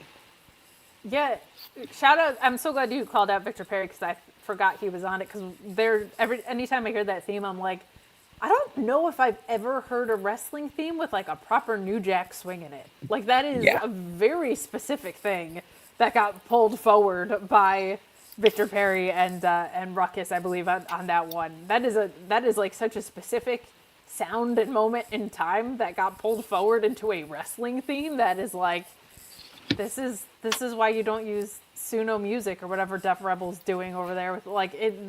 It adds so much when you actually give a crap about this. But exactly. I think this is the most like confident and defined a women's team has sounded in weeks. Like, they sound so poised as champions, and I really, really like that. This has been very, very fun. And I feel like the women's tag division didn't really have a super clear vision, and now it's starting to really take shape, because we have Thekla and Marina Shafir versus the Brawling Birds with this too. And well, we didn't get the Young Bucks and Don Callis family. Oh yeah, let's talk about that first. Yeah. Good call. Yeah. I thought that was the match. Spoiler alert, that was the match of the night for me. Oh my god, the Bucks worked so well with Hechicero and El Clone, and I love Hechicero and El Clone using the technical ability when El Clone was tying Matt up in the ropes and doing different submissions. So then great. They did the double where they wrapped their both arms around each other and then basically and then turned them over and did the double jackknife pin, the double scorpion deathlock. And I like the way Hechicero and El Clone basically rolled them out of position, so they had to get out of it. Them doing the Matrix out of the super kick party was so fucking good. I loved every minute of this. This was my match of the night. This was awesome stuff. The Young Bucks are in full top form right now. It seems like they cannot miss anytime they have a tag team matchup, and I expect them to steal the show because it didn't get a lot of build, but Okada and Takeshita and their whole vibe and their whole dynamic, being Michael Jordan, Scottie Pippen versus the best tag team in the world today in the Young Bucks, that's going to be magic tomorrow night. But this was a great preview, and Hechicero is so good. El Clone is un-DDT-able, unpower drivable, and just doing the little kip up thing. He's always so great with that. This exceeded my expectations here. For those of you who don't know, our wonderful moderator Luis and the guy behind Fightful Espanol, we've never seen him and El Clone in the same room, so we're not convinced that they aren't the same people. Lefer Buseg, Luis was working his magic tonight. He is he's incredibly creative in the ring, and creative on his feet. And I know there's a literal and a figurative meaning, and I mean both, because it feels like he just has these incredible ways to maneuver around things that, not to be this girl, but that's part of what always made Rey Mysterio so special to me in WWE, was like he found creative, because WWE at the time that he was at his best, let's be real, was like a big guy promotion. And I felt like certainly the Young Bucks are not like, I wouldn't say they're like big body guys, but like it was always Rey doing really creative stuff to make it look believable with them. El Clone doesn't have to do that from a size standpoint, but he just uses the acrobatic nature of what most people, like, I guess, identify Lucha Libre as. I think Hechicero messes that up for you pretty good. But like what you view as, I guess, Lucha Libre, high flying style or whatever, he's so creative in how he counters and how he gets out of things. Like he's such a joy to watch. And him and Hechicero are such a fun combo because they're such different wrestlers. Like there's such different wrestlers, and I felt like both Matt and Nick worked with them so well tonight. And you're right, the Young Bucks are just on this streak. And I think part of it is that the depth of the division is there. Like, the Young Bucks are just having fun with all these guys because there's so many great teams cooking right now. And again, I said it earlier, it feels like this is the first time we've had like a good balance between the trios and the tag divisions, and not just like one feeling very heavy and one not. Pile driver finisher saying there's an intruder in my house. Her name's on the lease, I think. Her little Daphne in the background. She was here for the Myron Reed talk. She, I guess, not an advocate for women's wrestling because she walked off just as we're about to talk about. She does not know her own mother, clearly. But let's talk about this women's tag match. Thekla and Marina Shafir versus the Brawling Birds. I think every week since Thekla, maybe since she's shown up, but certainly since the title has been put on, she has done something to make you say putting the title on her was a good idea. We reported the details behind her contract and the fact that she resigned well ahead of free agency because AEW was like, hello, we have something and we know you're going to be very popular. Let's lock you in now and give you a sizable raise. Everybody wins. Her partner, Clark Connors, is there as well. Oftentimes couples like to stick together when they can. This is just a good situation and someone smart to lock in long term. She has done something every week since having this title, whether it's just a really fun promo, whether it's a good match, her being so effortlessly cool.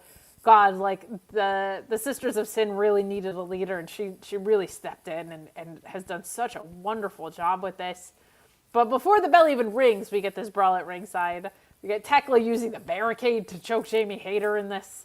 You have Marina Shafir she's come so into her own, man. These brutal complexes and submissions in this, but you get a beautiful, strong comeback from the Brawling Birds. You get Hayter with the German, Alex Windsor with a Windsorful DDT, and the two birds, one stone on Marina for the win here. The Brawling Birds really have something special. My guess is they will do the hometown thing when you're there at All In. And I actually really like the timing of how that pacing could work for assuming that the Divine Dominion stays champions. Like, you're going to be able to do some really cool stuff until then. And I think the Brawling Birds being built for that moment is going to be something that's so, so fun. I'm really, really looking forward to that if that's the direction they choose to go. But this tag division now feels a little more vivid as far as like what this picture is supposed to look like. I really feel like these teams are settling into their own. Even with Toni Storm being out, like she was obviously going to be a key player in a lot of this. Even with the Babes of Wrath breaking up, I just think they've done a great job kind of filling in the gaps that were there. How do you feel about what we got tonight? And man, this set up a lot of fun stuff that makes me really excited for Jamie Hayter and Thekla tomorrow, which was the impetus for this match in the first place. Yeah, they had a really good matchup at Wrestle Dream last year, and I think they're gonna outdo that at Dynasty tomorrow night because Thekla has just gotten so comfortable in AEW. She's really, outside of Toni Storm, like the best character in the women's division. And I just like how this match started with the big brawl, showing that there's a lot of animosity involved here. I like that they gave the Brawling Birds also some promo time where Alex Windsor was like talking about you got a receipt and that her husband, her hubby's gonna take out the head of the Death Riders fingers and she's going to take out the backside, which is Marina Shafir. That was a great line.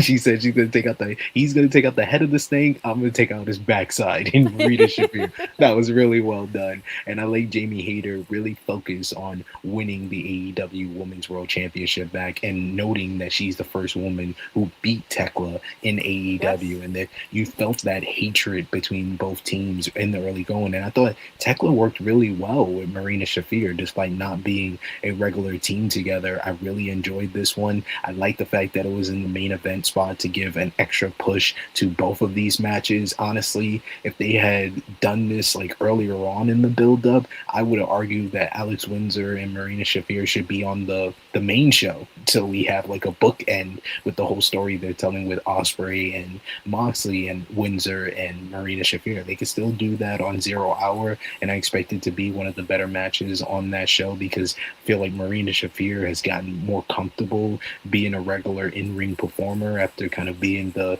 manager for Moxley for so long. So really physical here, a lot of hard-hitting strikes, and the 2 birds, 1 stone at the end from the Brawling Birds. It didn't even look like they were like wrestling. It looked like a shoot clothesline just to go Marina Shafir's head off at the end. So really good stuff, and I like that they're continuing the winning streak of the Brawling Birds, who are undefeated in tag team action. So a strong way to give Hayter an extra boost heading into the title match. I agree. And we are talking AEW Dynasty. We're going to have some TNA Rebellion talk for you in just a minute, but we also obviously have WrestleMania coming up next week. And we are going to tell you about some booking odds at MyBookieAG. But before we do that, we're going to have Sean Ross Sapp tell you why they're just like the best betting platform in the whole wide world. Whoa! You can bet on wrestling? Yes, you can at MyBookieAG. You might say, oh, who would allow that? MyBookieAG does. So, if you're that confident, if it's so easy to bet on pro wrestling, head over to MyBookieAG. Make yourself some money. They say you can bet on anything, anytime, anywhere. And it's not just pro wrestling. They got casino games. They got all kinds of great stuff. Every sport you can imagine.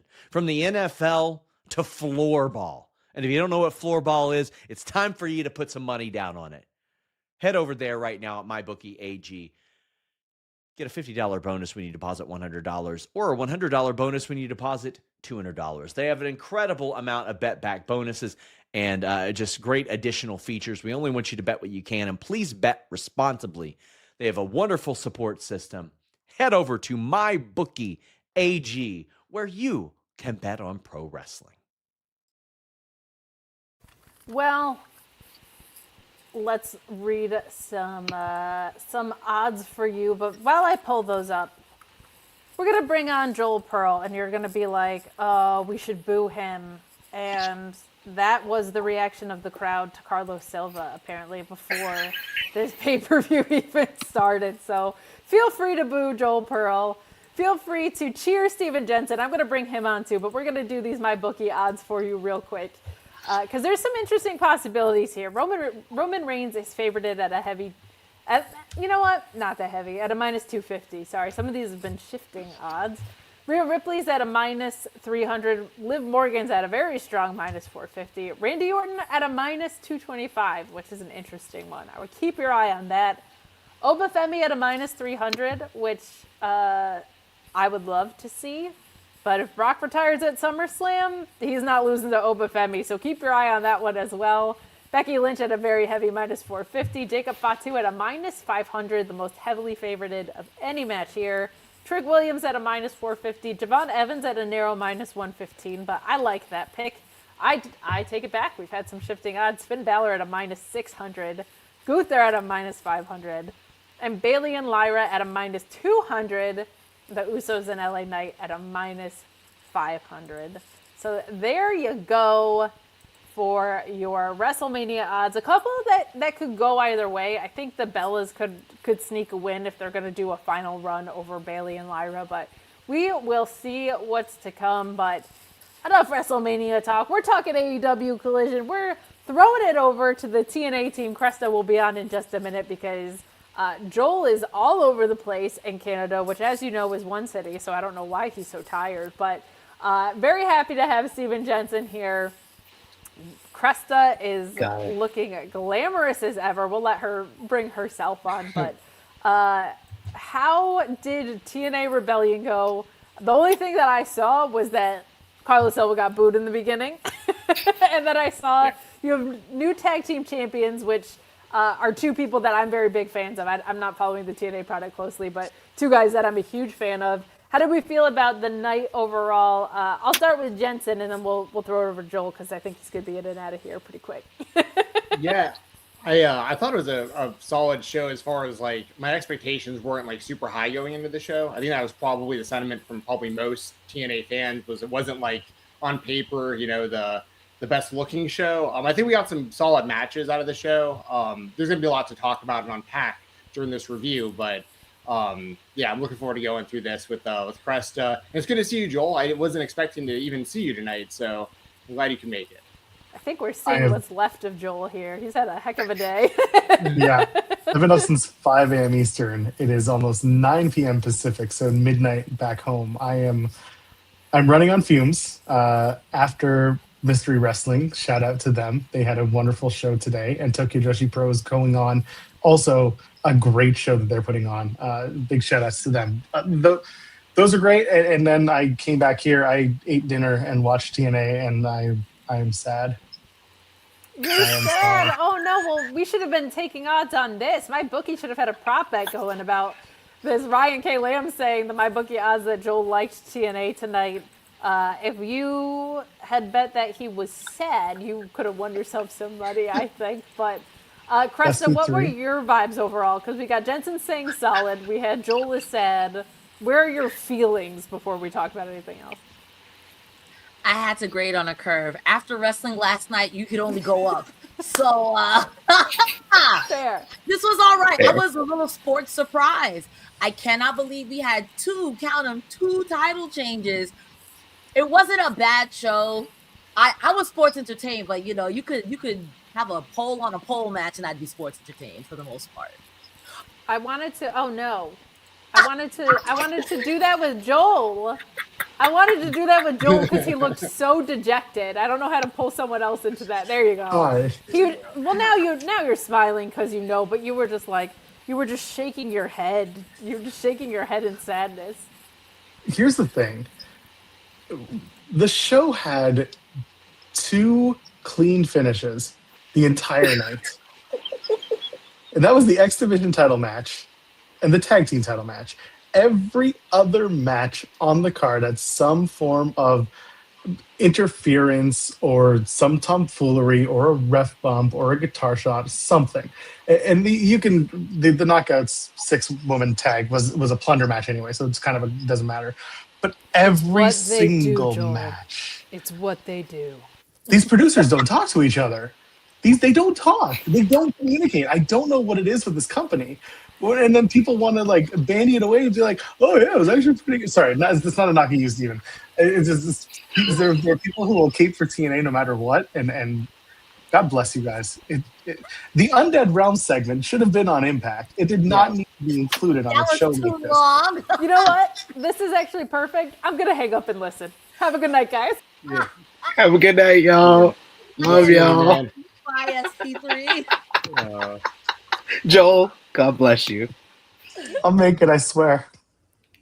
Okay. So before, hold on, I want to preface this by saying, you know that generally speaking on these post shows, because I only come on here 4 times a year for these post shows, for the pay-per-views. I come on with the optimistic point of view. I've always got low expectations going in, just looking to have, just wanted to see some good matches. But Joel, don't worry. I was definitely planning to get into what you are getting at. I for sure had issue with all of the screwy finishes. Like that gets very old. I completely agree with you. So like there's plenty to criticize, but I do stay overly optimistic when I go into these reviews 100%. I'll also say this. It wasn't just the screwy finishes. Every ref tonight was on the what happened? Wait. Yeah. Yeah, they were made to look stupid. Well, and like half these matches didn't have any kind of, well, some of them had stipulations, but most of them didn't. And they just used weapons and stuff right in front of the ref anyways. And there was no DQ. And then one of the matches, what we'll get to, when the ref stepped in and tried to stop tried to stop Elijah's opponent. Kazarian.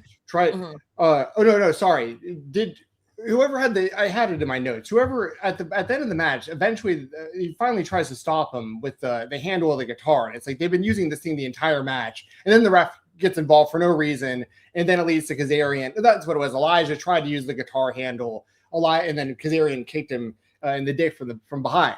And anyway, we're gonna get to all of this because I saw Cresta also on X a little bit throughout the show. It looked like she had some similar sentiments about like, what's going on, ref? Like, what are we doing here? What is this? So, full disclosure, I haven't watched the entirety of the show. There were a couple matches that I missed. I'm probably not going to stick around. I wanted to give my thoughts right off the bat that, again, this show, it had low expectations going in. It met very few expectations. Love that Bear and Myers won the tag titles, and that's not just because of my own proclivities and that I like both of those guys.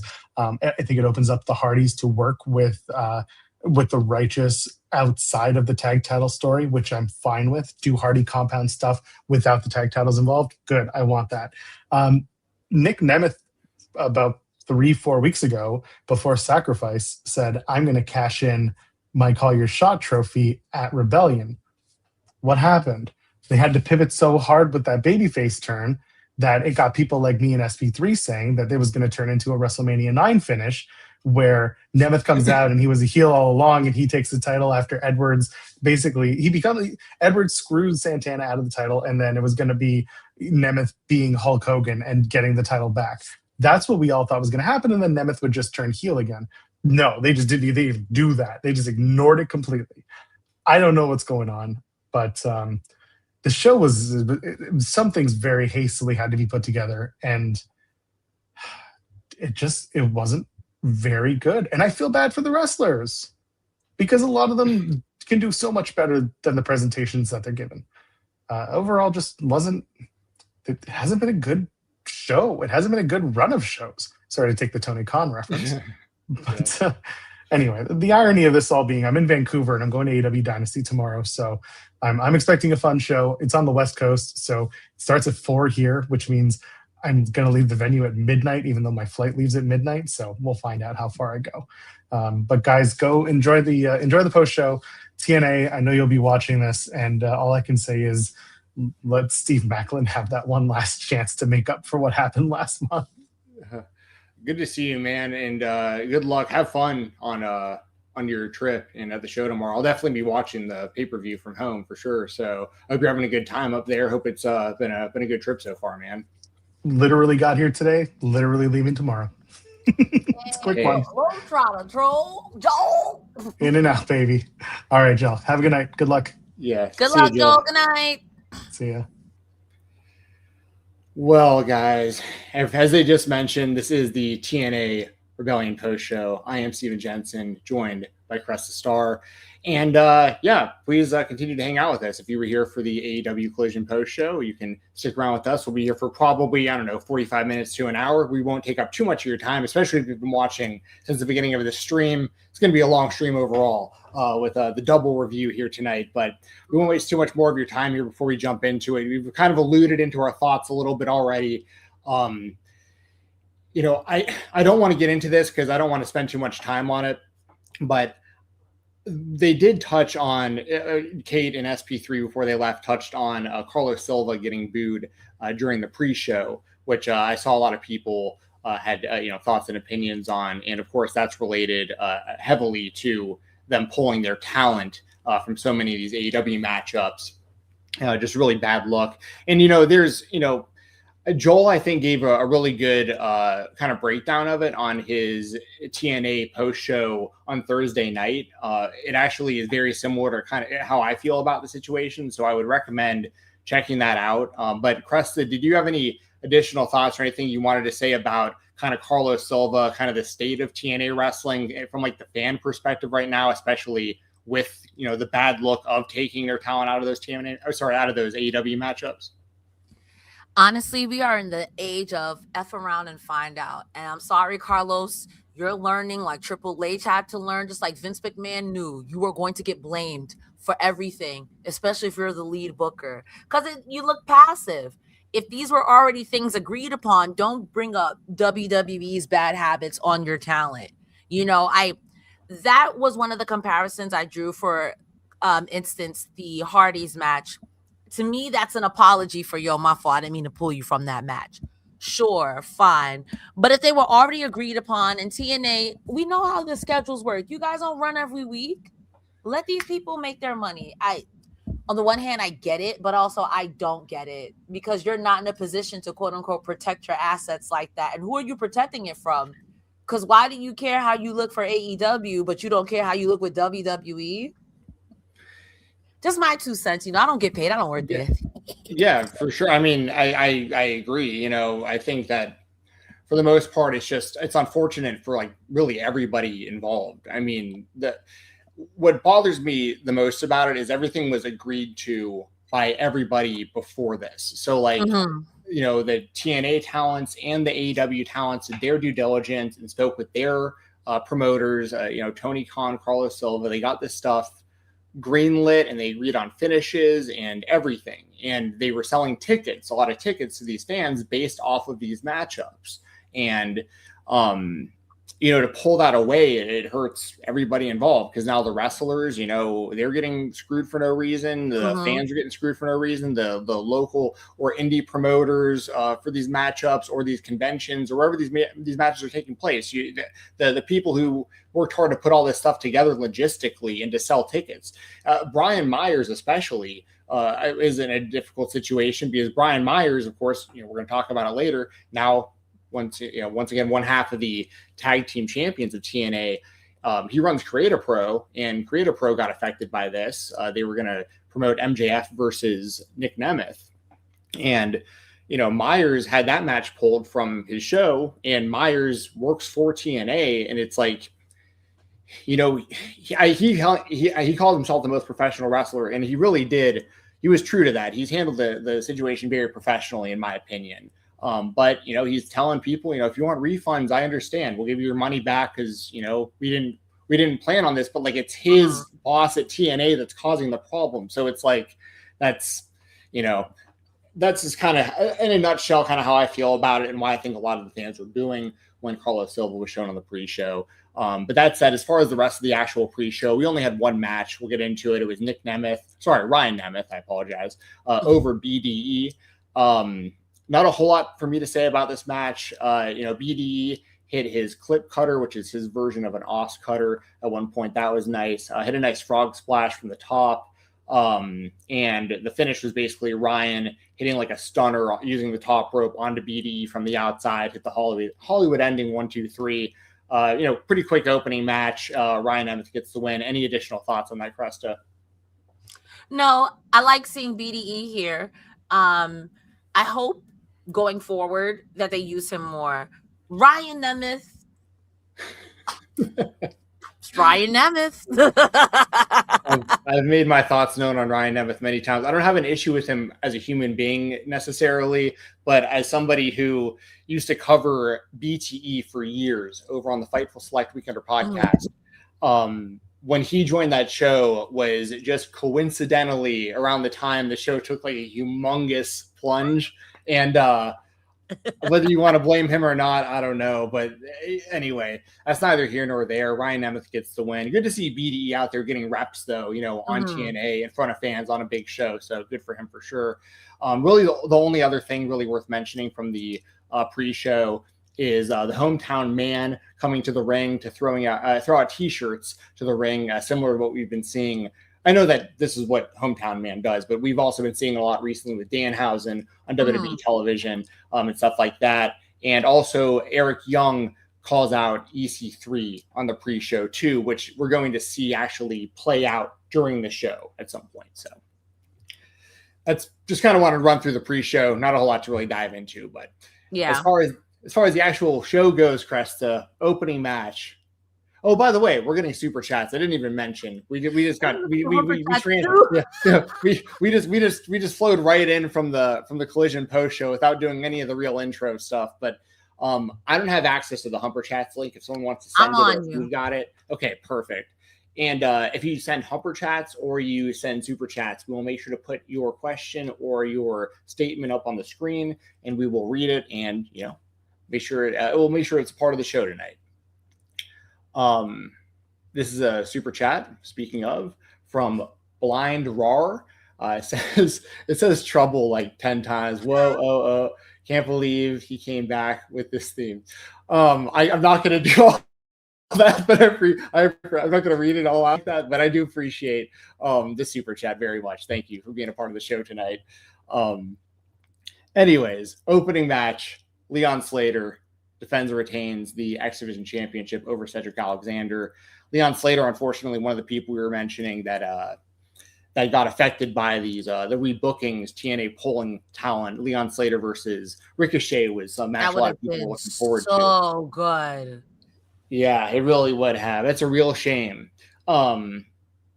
Anyway, Cresta, what are your thoughts on this match, this opening match for the X Division Championship between two great athletes? I mean, to be honest with you, it's always nice to see Cedric Alexander out there getting reps. They really put over on commentary that Cedric Alexander was the last guy to pin Leon Slater. There was a few nasty snap German suplexes from Cedric Alexander. And they also kept pushing the narrative that this is experience versus youth. I think Leon Slater, no matter where he goes, you are going to be hard-pressed to find someone else who's going to be the future. Like, he reminds me of a young Will Ospreay. He reminds me of a young Ricochet. And this match really highlighted it. There was I don't know what this exactly was. It was a submission that Cedric Alexander tried to get. No. He tried to pop up Leon Slater, and then Leon Slater tried to get him like some octopus thing, but then he rolled into a setup styles clash. I couldn't even tell you how gravity worked. It was so good. We do get a win here with the 450 Swanton on Cedric Alexander. Love this match. I thought this match was good, and I was like, okay, if this is where we starting off with, okay, TNA, I see you. Yes. Yeah, it didn't happen, but yeah. Well, you can never go wrong starting a TNA pay-per-view off with an X Division title match, right? I mean, that's kind of like a tried and true, whether it's an X Division title match or some sort of X Division match in general. I think that's always a good way to set the tone for a TNA pay-per-view. And this was really good. I really like the finish as well, like you mentioned. Towards the end, Cedric Alexander hits a lumbar check, which is always, especially hitting it on someone like Leon, how he can sell it. It always looks really impressive. And Cedric tried using the title belt at the end of the match, and Leon hit that nice Styles Clash right on top of that belt, and then hit that Swanton 450, which was, that was the finish. The Swanton 450 rules. Leon Slater obviously has a super bright future in wrestling. And right now they are hyping up the idea that Leon is getting closer and closer now to the longest X Division title reign ever, which I believe is currently held by Austin Aries. I think has that record, if I'm not mistaken. So they said, I think it was like either May or April something, and he'll beat Austin Aries' title run or something like that. So I'm like, okay, we'll see. I know you guys are wanting to rewrite a lot of the old stuff that didn't do you any justice. Well, there you go. I mean, yeah, Leon's a good guy to have in the record books, I think. He's like 20 years old. And I mean, could wind up on WrestleMania. I think. I don't know if that's been announced or not, but I feel like, he's somebody. I mean, anyway, that all said, great title defense. Leon Slater retains. And I do expect him, for what it's worth, to surpass Austin Aries. I do think he will become the longest reigning X Division champion. We had a backstage interview with Santana. He's talking about being the champion for the last 86 days, won it on the AMC debut show. And Alicia Edwards says that she knows Eddie Edwards better than anyone else, and she should talk to Santana. And we also saw later in the show the Moose and Alicia Edwards segment that, like, this all tied together into the main event of the night as well. So Mhm. kind of planted some seeds there. The next actual match that we had Frankie Kazarian over Elijah. I've got some notes on this match, but before I get into those, did you have anything about this match that stood out? Any spots? Anything that you really liked about this? And how do you feel about Kazarian getting the win here in the way that he did with the mentioned at the top of the show with the dick kick from behind? We don't believe in rules anymore, referees. Because Right. this was egregious. Like, listen, I love a good carny bullshit. I do. However, this was blatant. Just have a no DQ match. I knew something was up when Elijah's guitar was still in the corner. His stuff was still there. And I'm like, okay, but not so blatantly. I'm going to be honest with you. The Hurricane Rana was the last nice thing that I wrote. Besides, so we're just letting them hit each other. I guess. I guess that's what it became, because at some point when the ref caught Kaz the first time, I feel like just DQ them and let them brawl. I wouldn't be upset about that. But to have them both use the belt and there's no consequence, it was all right. But come on. And like you said earlier at the top of the show too, this becomes a theme. This becomes something that happens so much where it's like, all right, so why did you just book a hardcore match? Yeah, you're exactly. And as you mentioned, you're talking, so that Hurricane Rana you're talking about was very nice. Kaz goes over the top rope to the outside and hits a Hurricane Rana. And then he does a slingshot leg drop back into the ring. So really cool. So Kazarian, I've talked about it on the show before, how, I wasn't a big fan of them putting Kazarian in the world title mix and stuff like that. Like current day 2026 with like all the younger talent that they currently have. But that said, he can still go out there and hit all of his stuff. Like, I got to give him a lot of credit. Like, just because I'm not that super like interested or invested in him really as a character, for whatever reason, he can still really go out there. So I never want to take credit away from what he's doing out there. Because, I remember him hitting these types of moves in like the early 2000s. So the fact he's still doing it, I got to give him his credit 1,000,000%. And then we get into all the stuff that you're referencing, Cresta, where basically Elijah, or actually I guess Kaz. No, it was Elijah. I'm getting the two of them screwed up so much because Elijah is known to use the guitar, but they were using it back and forth. Mm-hmm. But eventually, I have my notes. I hope I have it right. I wrote, Elijah jumps off the top rope. Kaz hits him in the chest and stomach with the guitar strap, and then he beats him down with it. Kaz goes for old school. Elijah throws him off the top rope, and then Elijah uses the strap on Kaz, hits a South of Heaven, Damian Priest style, kick out at 2. And then Kaz hits a nice slingshot cutter onto the guitar, kick out at 2. So like they're using the guitar. And the reason I'm saying all this is because I want it to be super clear, as me and Cresta are bringing up over and over. They have both used this guitar over and over, back and forth. They shouldn't be allowed, but at this point it's a fair fight. Like, they both used it. Then out of nowhere, Elijah's about to use the guitar handle, but the ref grabs it out of his hand. Yeah. After they've both used this weapon right in front of him the entire match, the ref decides to finally get involved, grabs the guitar handle out of Elijah's hand, and while that's happening, it allows the opening for Kaz to kick him in the dick from behind, gets the pin 1, 2, 3. So, now that said, I'm actually a bigger fan of Kazarian than I am Elijah, so like I don't mind the result of the match, honestly, but I thought the actual finish was them, like you said, them using the weapon to begin with doesn't make any sense, and then it really doesn't make any sense for the referee to get involved in the finish like that. So very weird. And it wasn't even like it was for a title, which I don't agree with either, but I can understand the logic. There has to be a winner, so we're gonna let it go. It's not what we would want, how we want it to play out, but there has to be a winner. That wasn't even the case for this match. So I was very sports confused by that creative decision. That being said, Frankie Kazarian has a very punchable face. He's a good heel in that regard. These were two uncles fighting over uncle stuff. This is all right. I'm with you. We can move on for sure. The next match we had. So I don't know if this match is everyone's cup of tea. I really liked this match until the finish. We had Special Agent Zero versus Moose with Alicia Edwards. I still now, for those of you who aren't familiar with my work, I've spent the majority of the last decade or so covering independent professional wrestling. The reason I'm saying this is because I watch people of all shapes, sizes, genders, backgrounds, everything wrestle on the independent scene, and I have for years. But I still like to see two big guys with athleticism just go out there and just get after it. And I thought that this match was really solid until the finish. I liked watching these guys beat each other down with athleticism, and the spots they needed to hit, they hit. Like before the match even started, Agent Zero attacked Moose on the entrance ramp.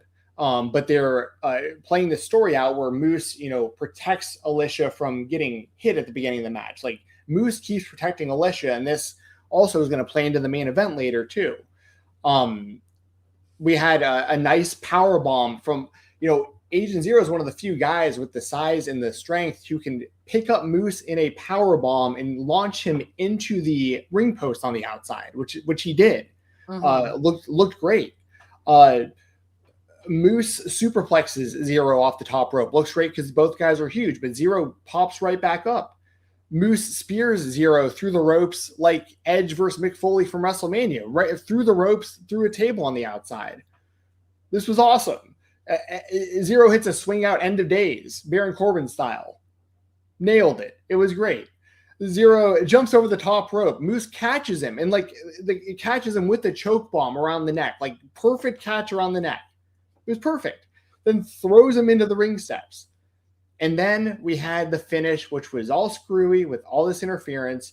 Before we get into the finish, because it kind of ruined a lot of it for me sorry, I don't want to say it. I love the match. I hated the finish. How did you feel about the match? Do you have anything up to this point that you want to highlight before we get into the actual finish here? No, I agree with you. This match, there's something about big men going out there being big men. Shout out to Big E, big sweaty men slapping meats.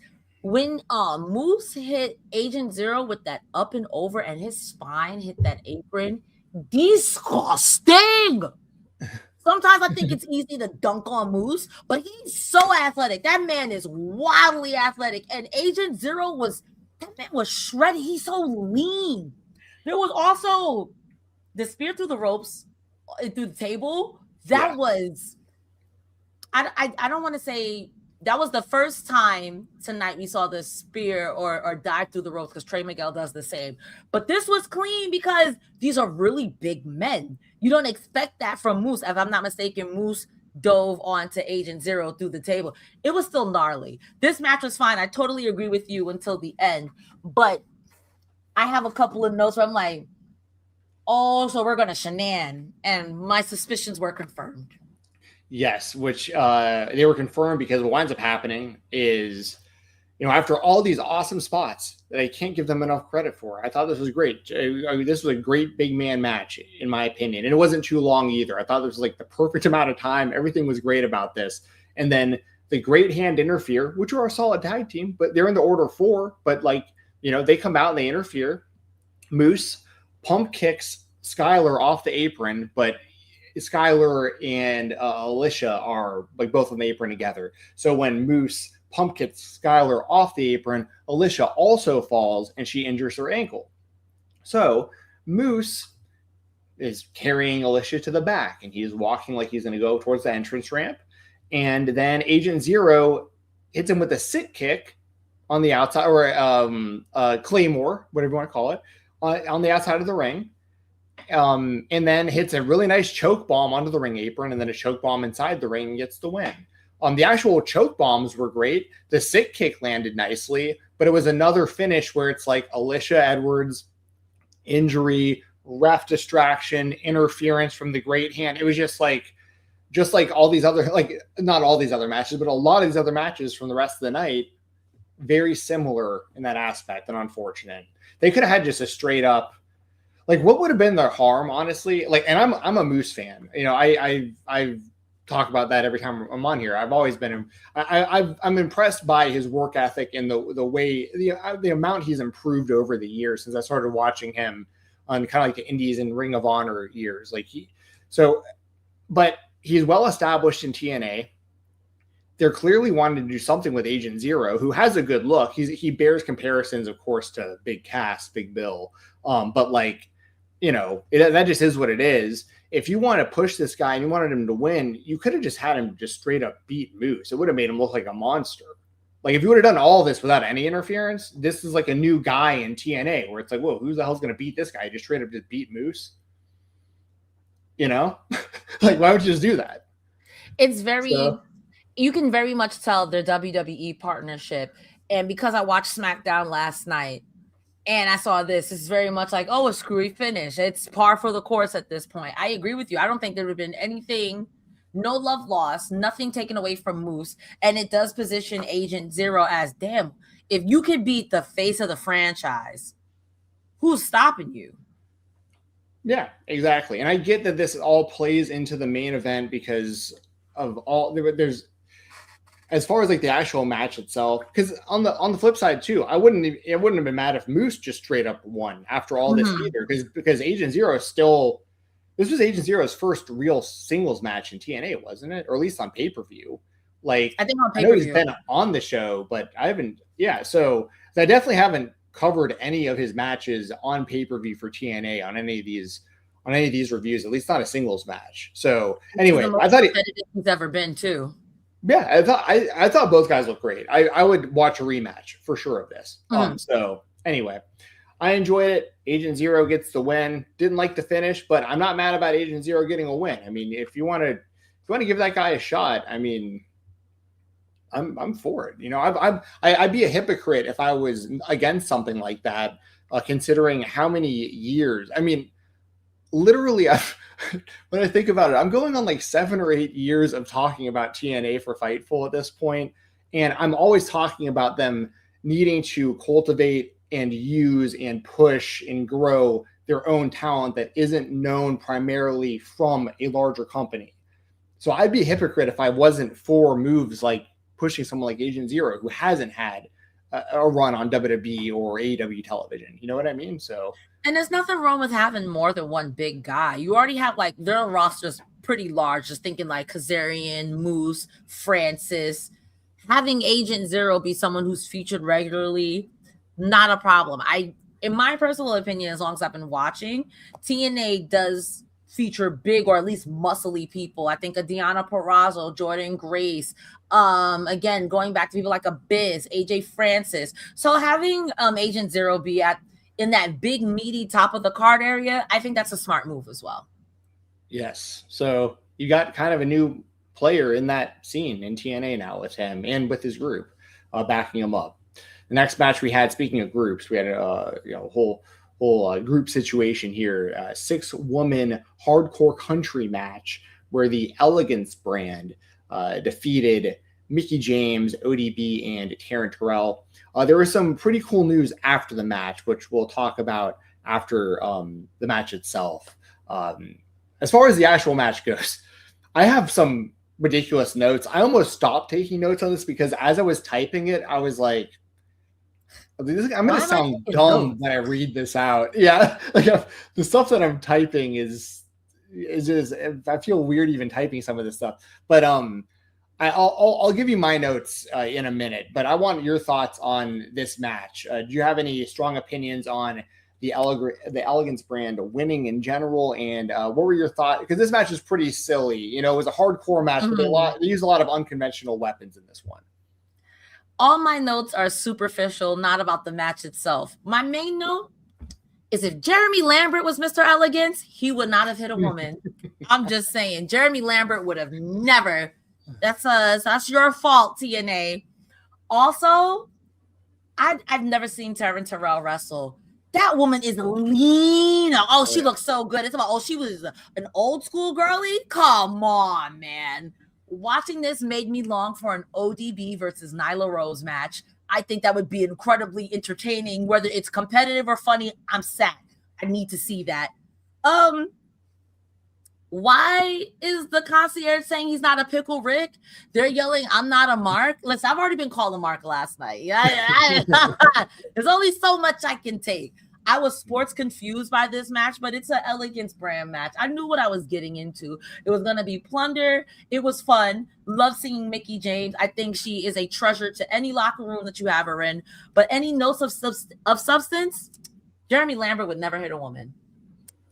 That's true. That's true. Jamie Lambert, of course, my co-host on the Spotlight over on Fightful Overbooked. If you want to hear from the two of us every Thursday, 6:30 p.m. Eastern Time. We were off this past Thursday, but we'll be back to give y'all our review of Dynasty and our predictions for WrestleMania and for the stuff going on during the Collective and GCW and stuff. So big week here at Fightful heading into WrestleMania. Well, big weekend heading into tomorrow, of course, with Dynasty, and then of course, WrestleMania weekend and everything that comes with that next week. But I'm going to read out my notes for this match. Okay.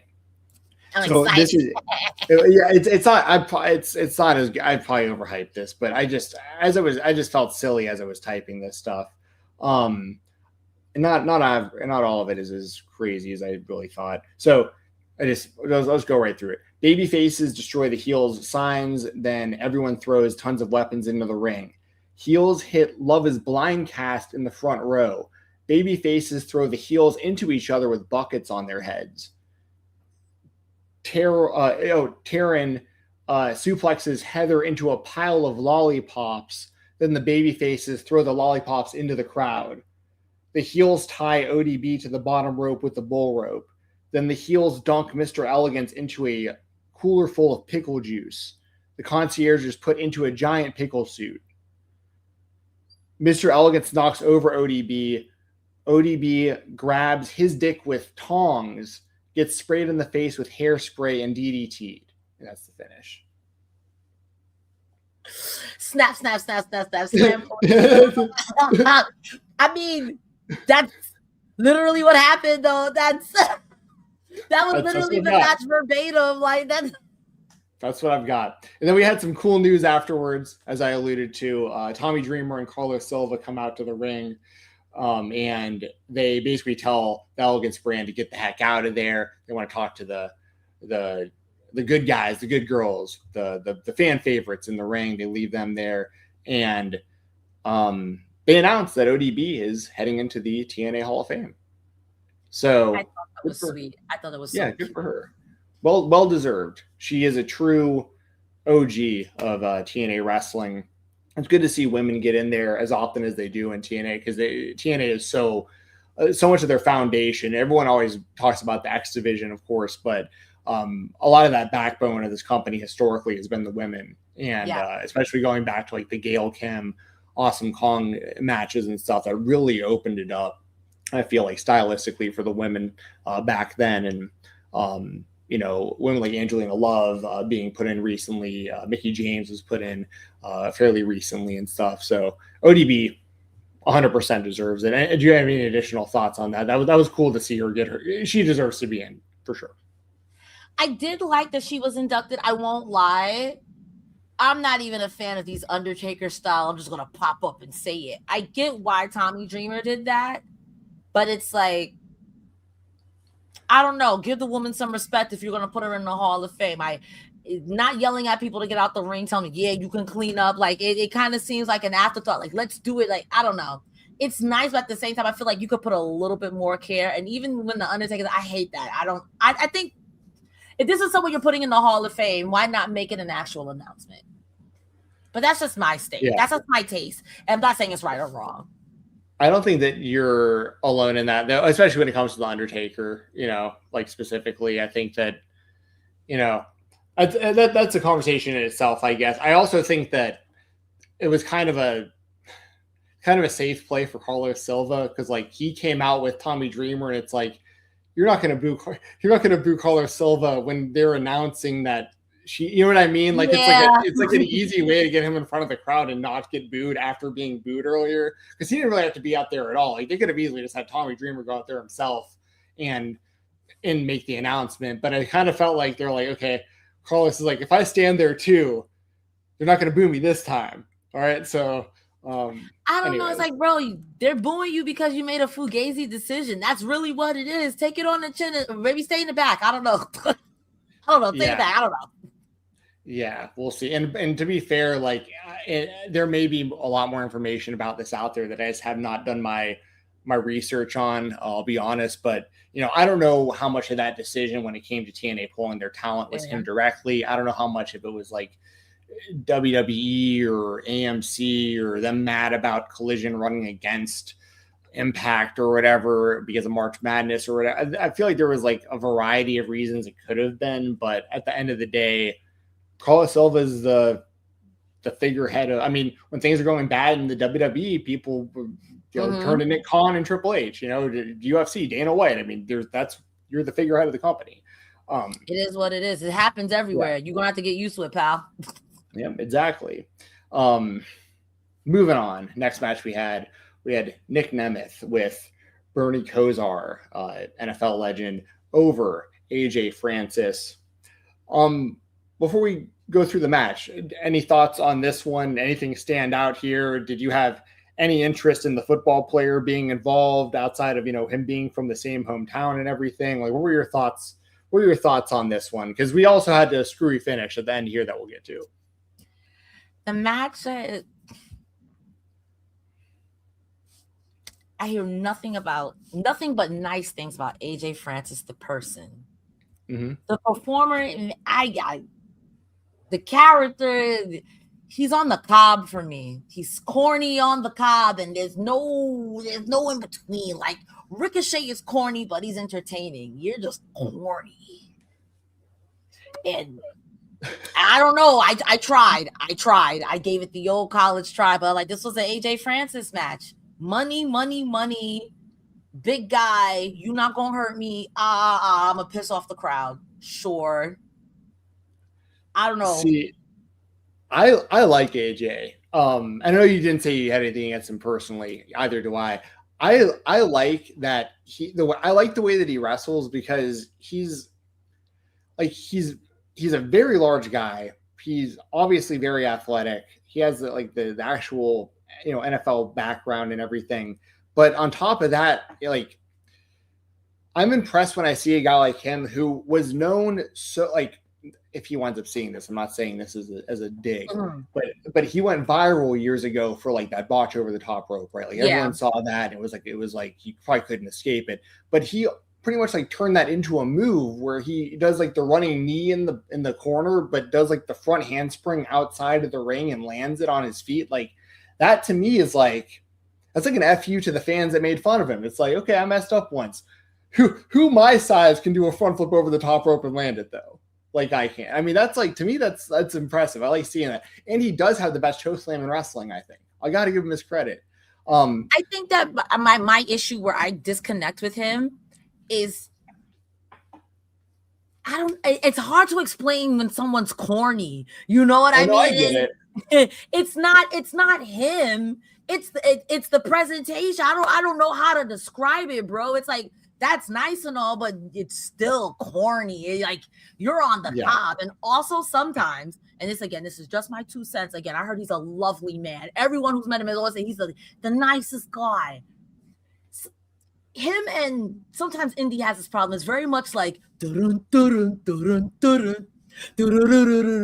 I don't know how to describe it besides that. It's a little lumbering. And maybe it's me. Maybe I don't watch wrestling, Stephen Jensen, as you know. You know what I mean? But I'm like, dang, even against Dolph Ziggler, who's notoriously corny, dang. No, I get it. He cut like that pre-match promo. That's very like unnecessary. I mean, like I understand. Well, I'll go through the notes I've got on this match real quick, and then we'll get into another screwy finish, unfortunately. So, notes I've got here: AJ right off the opening bell, AJ Francis hits a super kick to Nic Nemeth, which was surprising. AJ hit a running knee into the corner, did that front handspring to the outside, landed it, and then got in Kozar's face on the outside. Then we had Nemeth put AJ up on his shoulders, but he falls face first because of the size and the weight of AJ, which is setting up something a little later in the match which was basically after Nic hits his shots to the heart, which is the 10 elbows that notoriously actually, may have really played a part in Jerry Lawler having that heart attack years ago. He does that, and then he does the "You Can't See Me" John Cena style, hits an attitude adjustment as a tribute to the guy you had many matches with in his career, John Cena. Kick out at 2 after the attitude adjustment.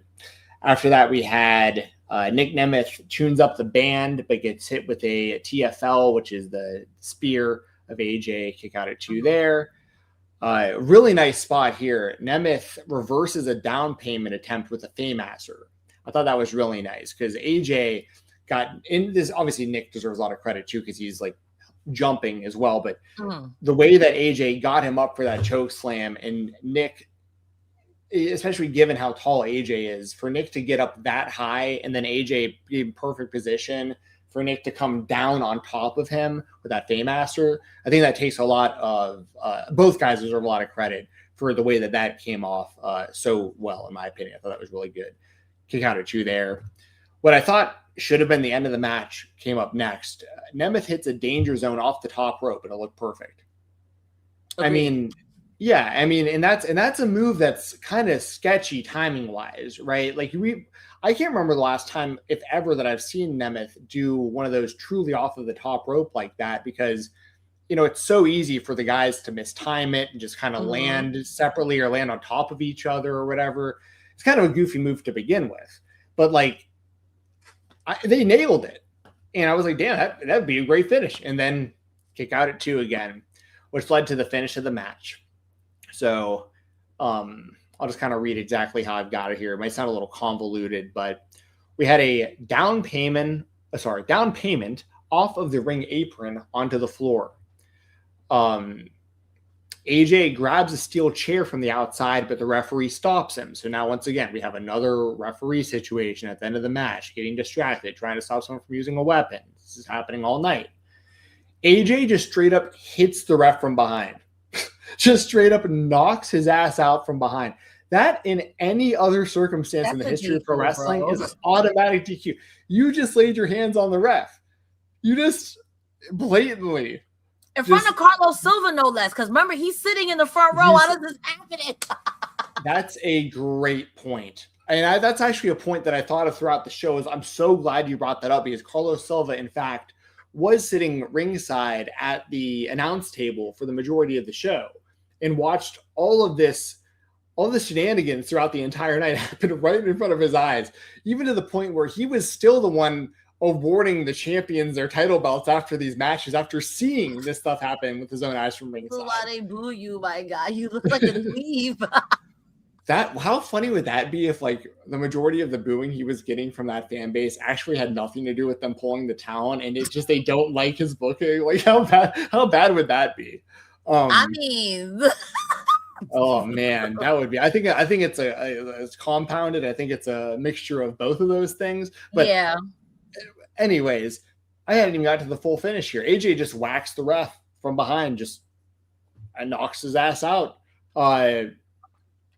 So then Kozar, the old football player, he comes into the ring, and all respect to a legend, but this man is very old, and AJ is huge and half of his age. And Kozar has a standoff with him. They get in a 3-point stance, and Kozar basically prevents AJ from getting to Nemeth in the ring. And then we have Casey Navarro return out of absolutely nowhere on the entrance ramp. And it's a callback because Navarro was kicked out of First Class by AJ Francis a while back. Kozar then hits AJ Francis in the back with a chair. And then Nemeth hits a super kick, danger zone combo, 1, 2, 3. So Nemeth, on one hand, I get it. He's in his hometown. He's with a football legend from the Browns. I'm a lifelong Minnesota Vikings fan. If I had the opportunity to do something with Randy Moss or, there's many Vikings, Justin Jefferson, Adam Thielen. So I could talk all day about the Vikings. If I got to do something with them, personally, it'd be pretty cool. But we don't need all this other stuff and this guy, like AJ not being able to get to Nic Nemeth because this man was in his way is kind of ridiculous. The whole thing was kind of ridiculous at the end. I'll just call it what it is. Especially AJ knocking the ref out. And then there's nothing happening from that. I know they've been doing like the football tie-in with AJ and having some of his former teammates to deal with him and his problems and whatnot on the show. But I agree, because I'm like, if you've already hit the ref, this is a joke. Just continue the elder abuse. Just hit this old man. What are we doing? Hit this old man. I'm like, yo, if you're going to be a heel, and I think in that regard, beyond him being corny, I think he's such a good big man heel because he's the worst compliment. Like he's the guy who would mush an old man. I'm surprised he didn't mush that old man. So I would have elder abuse. Well, there you go. I mean, that would have been some heel heat for sure, especially in front of that crowd. But no, instead we got, I don't think I care honestly enough to complain about this, but I will say, logically speaking, TNA should do some sort of storyline on Thursday where they give AJ some sort of punishment for just knocking the ref out. Like there has to be some sort of line there in pro wrestling where, like, I know we see referees get knocked out and distracted and stuff all the time, but just straight up swinging on a ref, like in any pro sport. Yeah. Oh, and that's the thing. I mean, I know obviously pro wrestling isn't, it's not the NFL or the NBA or MLB or whatever, but like in literally any sport, any professional sport, if you swung at a referee, you'd be banned for life. Facts. just for swinging. So, anyways, Nic Nemeth gets the win, and I'm not going to lie, I thought we were going to see him again at the end of the show with that, with the call your shot, because like Joel was saying, he had been teasing that a lot, but they also had kind of booked themselves into a corner because Nemeth is a baby face doing this whole hometown man thing on the show with this football legend and, getting the cheers and all this stuff. And Santana is, super your champion. Face. Yeah, exactly. Super baby face. Everyone agrees should have had the title even earlier than when he got it. But like now he finally has it. It's his second reign. He's finally cooking. So they've booked themselves into a weird corner because how much of the fan base would actually, it would be kind of split or probably not the result they wanted. Because either you're going to cheer Nemeth winning the title, which makes Santana look weird, or Santana loses and Nemeth gets booed, but he's supposed to get cheered. Like they kind of just booked themselves into a corner. So from that perspective, I'm not surprised we didn't see Nemeth, but heading into the show, they really highly played up that he was going to cash in. At least that's how I felt about it. I mean, at that point too, like if history dictates anything, if he cashes in on Santana and wins, Santana's going to the Fed. Like it's very much been Joe Hendry 1-for-1 with Mike Santana as well. Because Joe Hendry should have got it as earlier than what he did. You did this whole screwy thing to finally give it to him. And respectfully, the same thing with Santana. You gave us here, damn, he's champion now. You happy? Like, no, come on. This guy very clearly should have been your champion. However, I'm holding out hope that Nic Nemeth says, I didn't tell you who I was going to cash in on, and cashes in on Ali, and that starts a program between those two. Oh, that's interesting. I hadn't thought about that, but that would. Well, actually, we'll get to the Ali match here in just a second. But they, that could make sense. Those would be some good matches.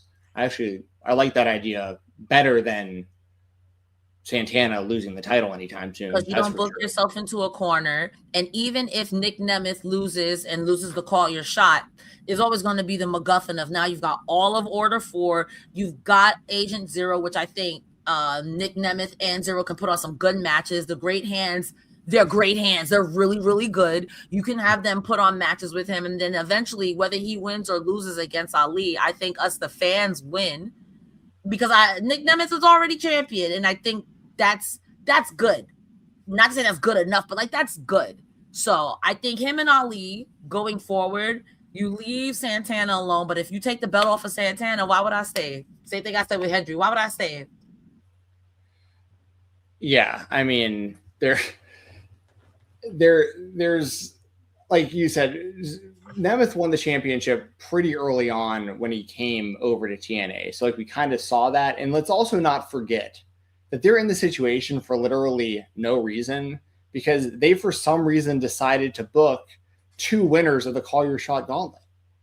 Like we've already went through this with Kaz. Like it's already happened this year. Like it's done. It's over.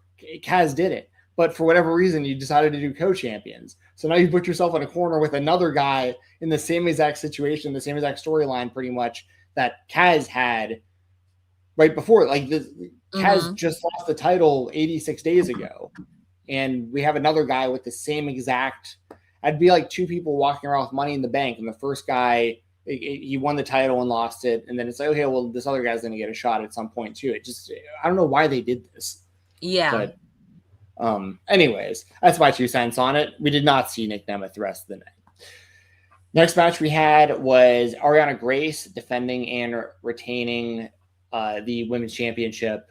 Oh, she had Channing Sax Lorenzo in her corner over Lei Ying Lee, who had Zaya Brookside in her corner.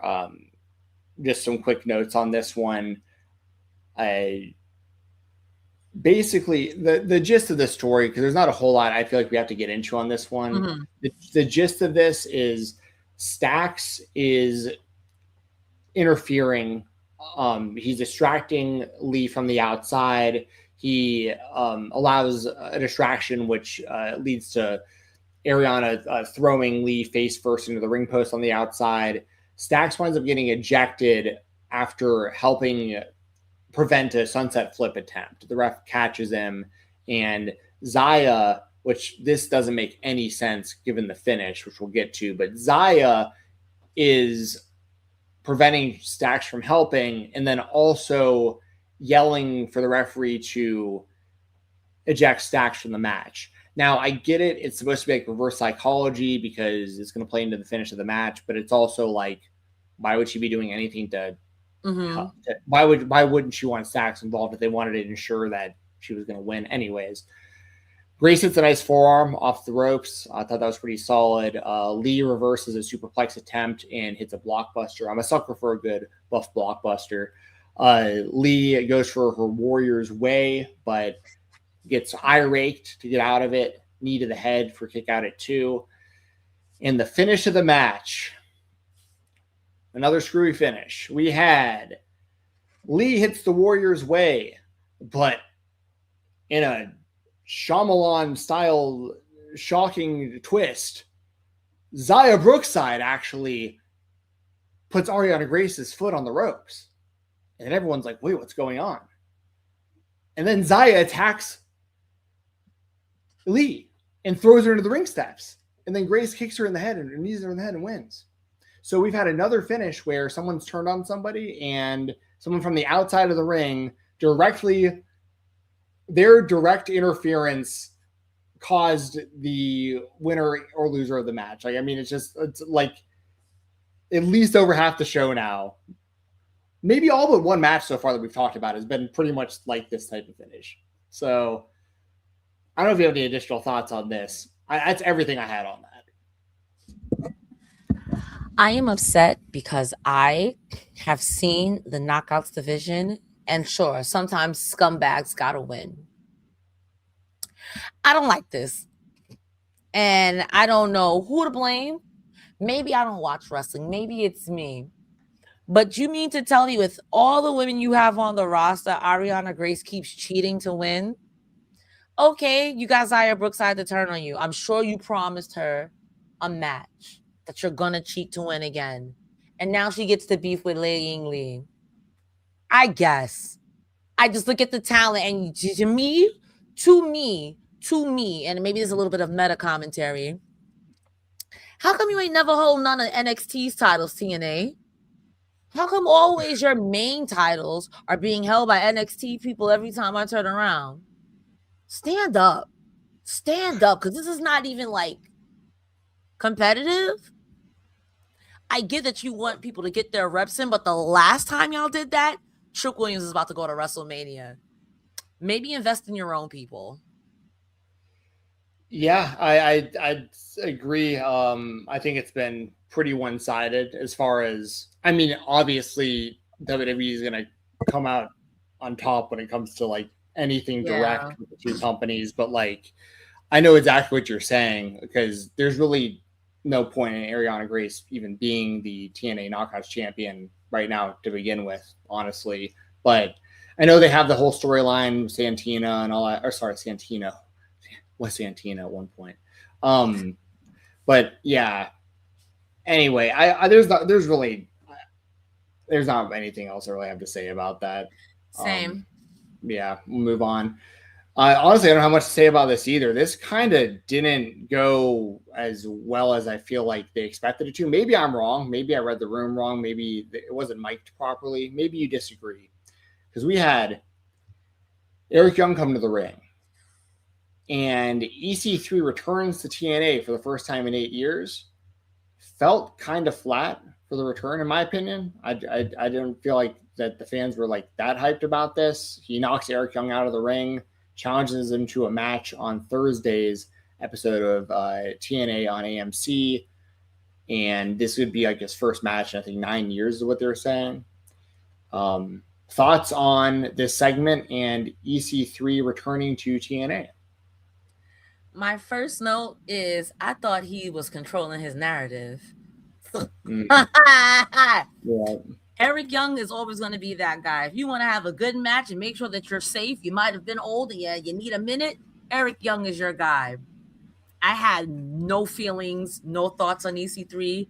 The only time I've ever seen EC3 in a wrestling capacity was when he was being a mute on WWE television. They keep bringing up Dixie Carter. And again, I wasn't watching then, but it's to my understanding that was some of the worst times for TNA. So I don't know why we're digging in that bag. I'm going to give it a chance because I've been wrong. And I'm okay with being wrong. I like to be sports entertained and sports proven wrong. But I think we both read the same room because the crowd was like, and what was this promo about? I couldn't tell you. He just started saying stuff. I was like, what? He looks great, though. His physique was on point. He's very tan. That's a tan man.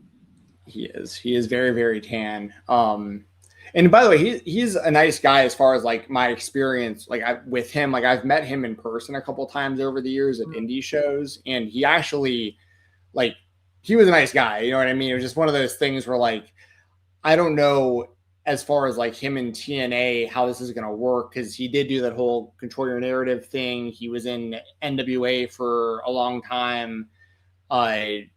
His WWE run was abysmal because it was that weird thing where they didn't have him talk. And then he was kind of just in and out. And it's definitely been a strange road. I mean, the most success he's had in his career was definitely his TNA days when he had the story of being Ethan Carter III and, being the son of Dixie and everything. Dixie is a polarizing figure for sure. There are some good things I think that came of Dixie, but I think in general, most people are going to blame her, and rightfully so. She was basically the one who decided to bring in Bischoff and Hogan when she did. And the company was in a really good spot and they were doing really well and they were focusing on their own talent and having great matches. And the vibes were good. And then she spent way too much money on Bischoff and Hogan. And then they came in and ruined a lot of things. And it's unfortunate, but EC3 had a good run there, but it's literally been a decade at this point since then. So, yeah, and as far as what did he talk about tonight, that's pretty much what I felt like he talked about. It was just I'm back. It was when Jericho came back on Dynamite, it's I'm home. Okay. All right. Well, we'll see, pal. Let's see it. We'll see. Also, I am going to mention, I'll put this on the screen because this is a good point. Norris Sparks in the chat. Thank you, Norris. Says the Xia Brookside. Basically saying Xia Brookside is joining the Birthright group in NXT. That makes total sense. Her father, Robbie Brookside. That I didn't even consider that, but it makes sense because Ariana's in that group. Stax isn't second generation, I don't think, but Ariana is. So I guess he's in because he's in a relationship with her. I guess the rest of them are legitimately and whatnot. Yeah, and Brogan Finley. in them. Yeah. Regal's son, Charlie Dempsey. Yeah. I could definitely see, especially with that tie-in with the UK tie-in with Regal. Yeah, and that would explain why she would turn on her. Yeah, that makes a lot of sense. It's just unfortunate that this happened on a show where like every match had that type of finish. So it's just unfortunate. As far as the next match goes, we had the international championship on the line. Mustafa Ali with Tasha Steelz, Jason Hotch, and John Schuyler defeat Trey Miguel for the international championship. Thoughts before I go into my thoughts? How did you feel about this one, Cresta? How do you feel about the actual match itself? And how do you feel about Ali leaving as the champion? This match was a breath of fresh air after the couple of matches we had before this and all this. This match was hooping. I enjoyed them coming out as Squid Game's Mortal Kombat because I peeped the Kano reference, Ali. That was sick. The Squid Games things, not really my thing, but it was sick. I like that. While on the one hand, it does suck for Trey Miguel to lose this title. On the other hand, in TNA, in my opinion, Trey Miguel, you good. You everything good. You good. Because I'm still mad at WB for what happened with him and then, whatever it is. You're going to be good here. Ali Ben deserved the title. Ali Ben deserves something. This is fantastic. And they're not going to give him the X Division Championship. You can get up off that. Leon Slater's going to hold that until the day he dies at this point. So I thought this match was fantastic. Hated all the interference. However, in this match, I understood it. You guys are still doing Ali made a point during the match. You brought him back. You brought this guy here to Carlos Silva. So I think they're making the point, we still brought him back. We still going to do right by you. We gave you a championship. Sorry, Steve Macklin. That's how it be sometimes, but I'm not mad at it. I do think that I don't mind Ali not winning clean here. That's what I'm trying to say, the long and short of it, because I think this match was good on its own. Ali's a cheater. We know he's a cheater. So this is fine. I didn't think it needed that much interference. That was a clean DDT from Tasha Steelz, but that was egregious. The ref, I know the ref heard that. I know the ref heard that. That was just too much. But this match was good. The Meteora into the steps, disgusting. Really Stephen nice. Jensen, I said, everybody's dead. Your knees are shot. This man's head. This match was good. So I didn't mind so much the interference because I understand it made sense within the confines of the story. The confines of the pay-per-view, far too much. That's fair because, as you mentioned, we did have a screwy finish. Well, I'll get into that in just a second. But storyline-wise, it did make sense. Unfortunately, like you just said, we got so much of it on this show that it's unfortunate. The actual match I thought was great, though. I think that Ali and Trey Miguel, how can you go wrong? Both guys are terrific in the ring. Some notes I have on this match. Let's see here. Oh, yeah. The way I worded this is weird because it was hard to describe. So towards the beginning of the match, there was a spot that I actually thought was kind of scary, but it actually just proves to the point of how great Ali is. There was a spot towards the beginning where Ali is running full speed at Trey and Trey leapfrogs him. And Ali just goes full speed head first and slides. His head hits the middle turnbuckle and he slides under the bottom turnbuckle. And it was I was actually scared for a second. I was like, damn, if he actually just whiplashed his head off that thing, that's kind of scary, but he was totally fine. He was selling. It was worse when his hair was long because I know exactly what's funny. Yeah. He whips his head I'm dead. I'm alive. It looks so good, but it's so scary when I see that because that's it's also of course thoughts out there to Macklin. I know obviously he scary. Whenever I see anybody hit the ropes weird or kind of it's very years ago there was a spot where Enzo hit his head on the rope weird in a match in the WWE, and it was just super scary. It was just a freak thing. But anyway, I see that happen, and I'm like, damn, Ali, hope he's okay. And he totally was, because he's a total pro and he nails that spot. And then what happened right after that? Trey hits a second rope, flip to the out. Oh yeah, Trey jumped off the second, he like springboards off the second rope over the top rope with a tope con hilo. Yeah, really nice. Then he hits a twisting destroyer where he's like basically doing like a handstand, like off the top rope in the corner into a twisting destroyer. Me just trying to describe this stuff doesn't do it justice, because like these guys are so next level that like I'm doing my best to try to describe this for people who might not have seen it. But now we're already getting into the ref distraction. So ref gets distracted, but it does result in a nice spot where Ali slingshots Trey Miguel into Tasha Steelz, who hits a perfect cutter off of it.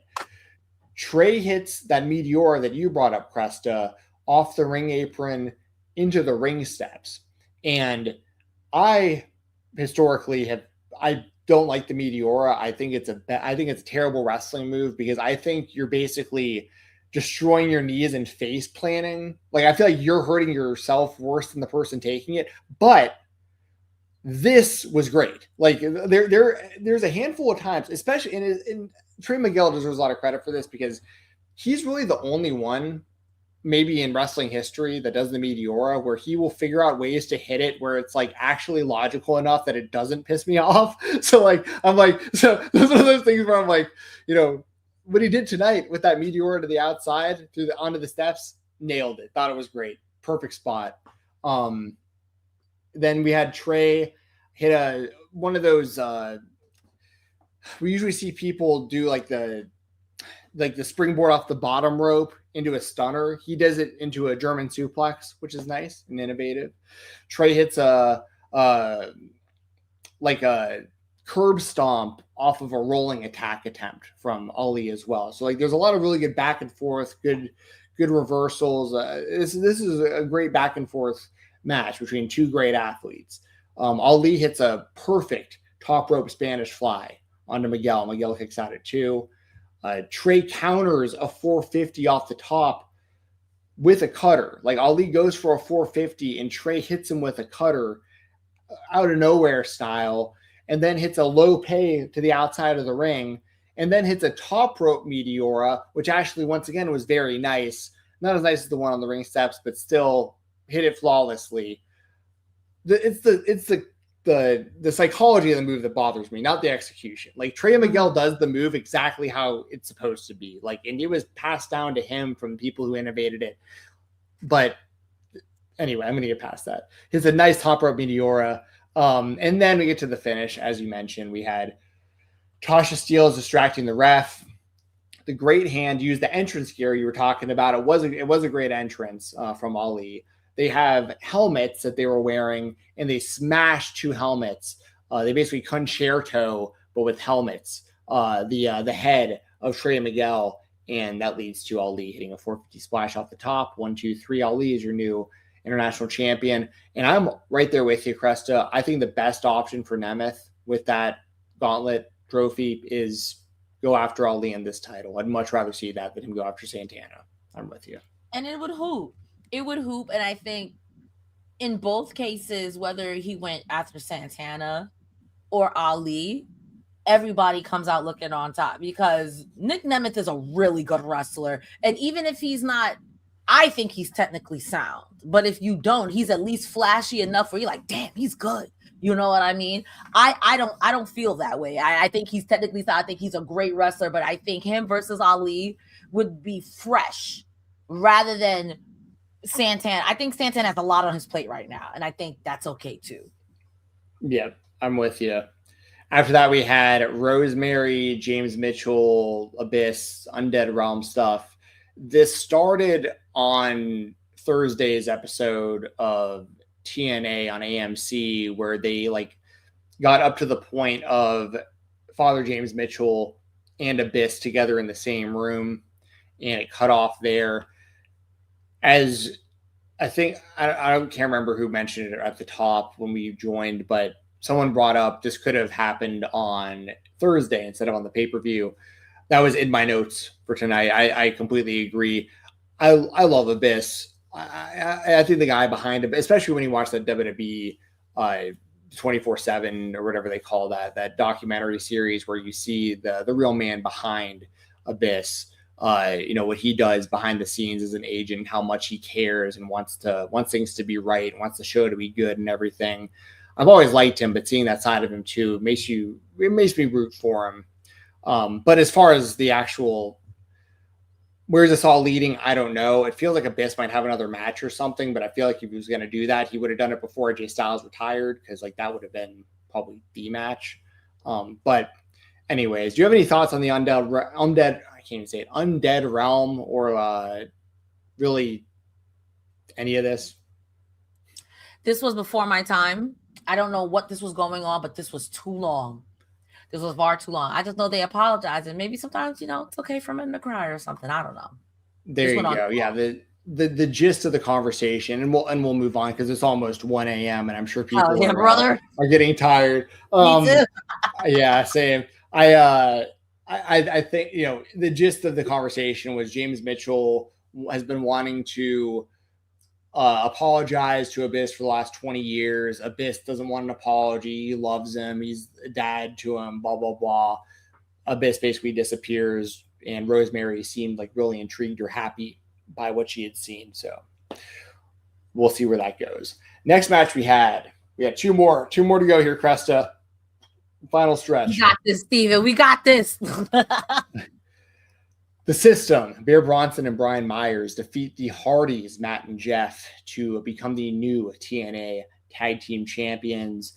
Some notes I've got on this match here. Towards the beginning of the match, Matt hits a side effect onto Myers, but then there's a big chunk of the beginning of the match where the System is basically, they're basically working Matt, and Jeff is trying to get the hot tag. That's a big story at the beginning of the match. Matt reverses a Myers spear attempt with a twist of fate, kick out at 2. Jeff finally gets the hot tag at the same time that Bear gets tagged in. So we got two fresh guys in the ring. Myers hits a nice top rope elbow drop onto Jeff, but Matt breaks up the pin.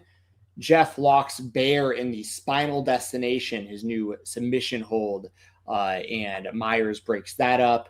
The Hardys hit the plot twist, which is their reverse neck breaker thing into the it's like their weird reverse double team plot. It's like a reverse twist of fate combo, but it's plot twist. Hits it on Myers and then hits a pottery in motion onto Bear in the corner. And then we have the finish of the match, which is Matt Hardy hits a twist of fate onto Bear. It's the classic Hardy's combo. Jeff takes his shirt off. He's about to go up top for the swanton, but Brian Myers drags his injured arm over the top rope, and he's out of action. So it leaves both Bear and Brian Myers in the ring with Matt Hardy. Bear puts Matt up on his shoulder in a power slam position, and Myers hits a super kick to his head. Bronson drops Matt down with a Rikishi driver. 1, 2, 3. The System are the new tag team champions, and it's absolutely worth noting. And of course, they talk about it on TV and on commentary as well. Well, very well known that Brian Myers brought Bear Bronson into the System when they were revamping the group, and he did train him at Create a Pro. So a cool moment for student and teacher to win championships. How do you feel about this match and the Hardys losing the championships to the System? This was a fine match. I was actually genuinely surprised. I didn't think the Hardys would lose to the System considering this build. However, I like to watch wrestling with my friends, and one of my friends was like, maybe this was an apology for them yicking Bear from MJF. Oh, no, it wasn't Bear. It was who was supposed to versus MJF? Nic Nemeth. Yeah, at Create a Pro, at Myers Company. So I do think that this maybe was like, yo, I know you got screwed over. This is your company. Let's apologize or whatever it is. And also, too, I think Joel said this, or maybe you did. It frees up the Hardys to do other things that don't involve the title. I think the Righteous are creepy, but that works for them. So if they want to do like an ultimate deletion or something, you can still keep the tag titles in play for other tag teams on the show. Like BDE and Swan or whomever, you know what I mean? Even the Good Hands, if you want to go the route of order for hold all the gold. Have Tasha Steelz take the Knockouts Women's Champion. Whatever. I don't hate it. I was just genuinely surprised, more so that this was also a clean finish. Yeah, it was, because what Myers did to pull Jeff off the top rope wasn't really technically illegal. I mean, he didn't use a weapon. I mean, that was, as far as I'm concerned, that was fair game in the context of a tag team match, especially towards the end when it's breaking down and both guys are it's kind of a free for all. I see that as totally fair game what they did. So I'm right there with you. I consider that a clean finish and new tag team champions. And Brian Myers, I mean, him specifically, he's got to be one of the most accomplished. I mean, obviously the Hardys are like probably the most accomplished actual tag team, but Myers, with all of his reigns across different companies with different partners, I mean, he's really carved out a great career for himself as a guy who can be a tag team with pretty much anybody. And him and Bear, it makes sense given their history as student and teacher. So I started watching when he was like 0-900. Oh, so yeah. To see him do something else, it's like, you know what? Go ahead, Brian Myers. Like you said, you got to be extra professional for your school to get screwed over. You should be like, yeah, I'll show up to work. You got it. I'm not mad. Hey. Yeah, I think he treated that situation, like I said, as professional as he possibly could have, hence him being the most professional wrestler. But I have a lot of I have a lot of respect for him and Cardona and Smart Mark and those guys. Like what they do with their Major Wrestling Figure podcast and their YouTube channel and their toy lines and action figures and all that stuff. Like they're absolutely killing it. Like it's really, really impressive, like what those guys have built. And on top of that, for Myers to be so involved in Create a Pro and all the talent that's come out of there, like MJF, Bear Bronson, Chris Statlander, Mark Sterling, there's so many people, Alex Reynolds, there's you can go on and on, but that said, good stuff for them. And the Hardys don't need the titles. Like the Hardys are like pretty much, and they're pretty much the biggest draw in the company either way. Like anyone who doesn't really follow wrestling that knows TNA is in town, the Hardys name is what stands out on the marquee more than anything. Honestly, that's probably what's selling most of their tickets. Just even more specific. Nothing against Matt, but even more specifically Jeff. There's a very specific generation of fans that Jeff Hardy is like their favorite wrestler ever, and to still be able to see him is like a real treat still. So he also gives a nostalgia pop. Like I said, I was watching TNA earlier in Discord, and new friend doesn't watch wrestling. They were watching this. Is like, this is okay. I've never seen this before. And the moment the Hardys showed up, he's like, the Hardys are still wrestling? Literally. And he stayed. And I mean, TNA, that's a good, if you've got like the Hardys, I would even dare to say, if you've got like a Stone Cold or The Rock, people, even if you had like a John Cena, CM Punk for some people too, you're like, oh, he still wrestles? Okay, wait, hold on. What show is this? Wait a minute, let me sit down. Who is that? And that's how we got him. Yes, unless it works the opposite, which is the pissed Ohioan who apparently was at the show, and it makes sense, Ohioan. Thank you for being a part of the show and sending in a message. Says, was at the show today. After the Hardys match, about 40% of the crowd left as soon as the Hardys lost. Damn. Well, hey, at least you got to see the Hardys, or they got to see the Hardys. Yeah. Yeah. But I do think that's ultimately that is the idea, though. In a perfect world, you get drawn in by the Hardys and you leave a fan of Leon Slater and people you didn't really know about before, maybe. Yeah. So 100%. All right, we are getting into main event right now. If you guys have any humper chats. Yes, if you have any are there any humper chats for us to go through? We'll do it at the end if there are any. No, it's not looking like it. Looks like it's all from Grapsity. It's 1 a.m. I don't know how many people are sending us anything at the moment, but we appreciate you trucking along with us. We know it's a late night. If there are any last second super chats of any kind, we will still address them. We'll read out your questions or answer your questions, read your statements, all that stuff. We do appreciate you all for hanging out with us tonight. For for those of you who joined us late, the show started with a full AEW Collision review from Kate and SP3, and then it flowed right into this because our TNA didn't end until around 11:30 Eastern. So. Yeah. Main event time. Cresta, we had Mike Santana defeat Eddie Edwards to retain the World Championship. I've got plenty of notes here. Before I get into that, what are your thoughts on the match itself? And if you want to get into the finish, because it was another screwy finish, we definitely can. And of course, Santana being the champion. I want your thoughts on the main event and the result.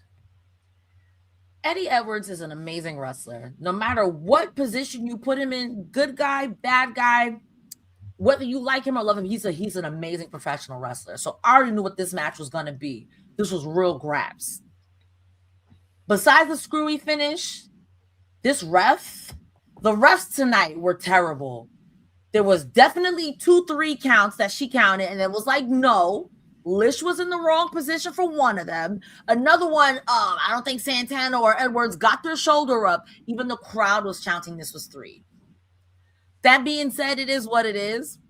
I low-key expected a screwy finish once Lish started hobbling out. I'm like, that don't even make no sense. But happy Mike Santana retained. Kind of had a feeling what this was going to be, and I got exactly that. So I'm not disappointed per se, but I'm like, so only the Hardys have a clean finish? I mean, I didn't think Edwards was going to win regardless. You didn't have to do all of this. You could just have Santana be strong. What's wrong with Santana being strong? I agree. There's nothing wrong with that. That's what they've been building towards and have now. So I agree with you there for sure. And, you know, as far as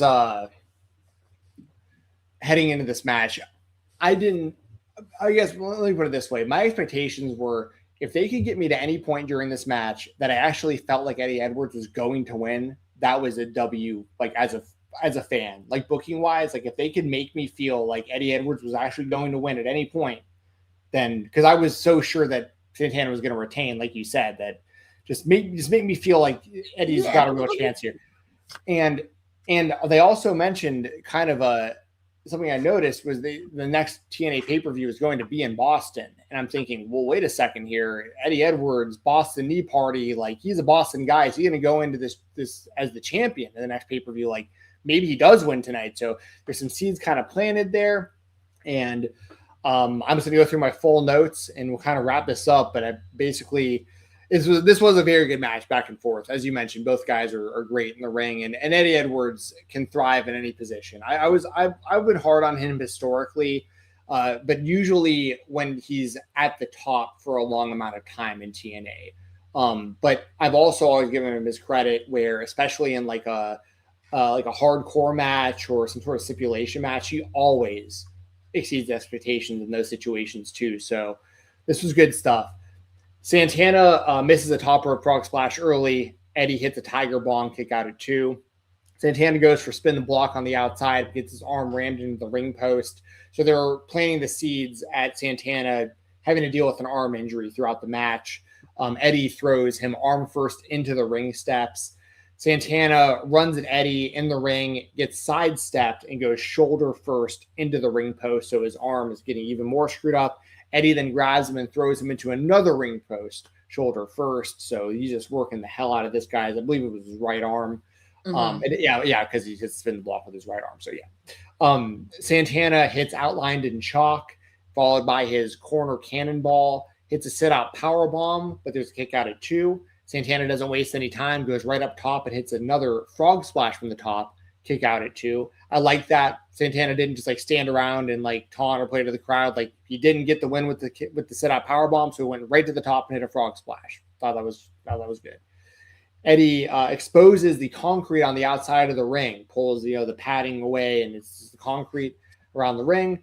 Santana, after a little bit of fighting, winds up hitting a DVD onto Eddie on the concrete. That was nice. And then we get into all the screwy finish stuff that we were just talking about. Alicia Edwards comes down to the ring on crutches, and then Moose's music hits right after. Moose points to the Tron, the big screen, Titantron, whatever you want to call it. And a video plays of Alicia leaving a voicemail saying that she loves Eddie Edwards. And Moose is then attacked by the system outside the ring. Santana takes out the system with a tope con hilo and then slides into the ring. And then a Boston knee party. This is where I start. This is where they got me, and I got to give TNA credit. When Eddie hit that Boston knee party, I was like, oh, damn, he might win right here. But Santana did kick out at 2. Ref is distracted. So we got another ref distraction. Moose hits a spear. The ref stops the count because Alicia doesn't grab her leg in time. That irritated me. Edwards' arm didn't go up. I don't know. Because it was another part where the refs, everything went down, but her wrist, but she didn't do this. I'm like, sis, come on. Clearly a miscue by Alicia. I don't know where there's miscommunication, what happened to cause that, but clearly she was supposed to grab the ref's leg and stop the count, and it did not happen in time. So what we got was the crowd chanting like "you effed up" or like "this is BS" or whatever they were saying. It was you're pretty much guaranteed once a TNA pay-per-view that something weird is going to go wrong. This was it on this show. Missed that spot, which was like crucial to the story of the match. And then we had another ref distraction, and the ref ejects Alicia. Cedric interferes, and there's another Boston knee party. This is also, I'm like, oh wait, Eddie's about to win another Boston knee party, and kick out at 2. Spin the block, Boston knee party, back and forth, another spin the block. Mike Santana wins, retains the championship. We do not get a cash in from Nic Nemeth. Mike Santana leaves TNA Rebellion 2026 as your TNA World Champion. Cresta, it's almost 1:15 in the morning.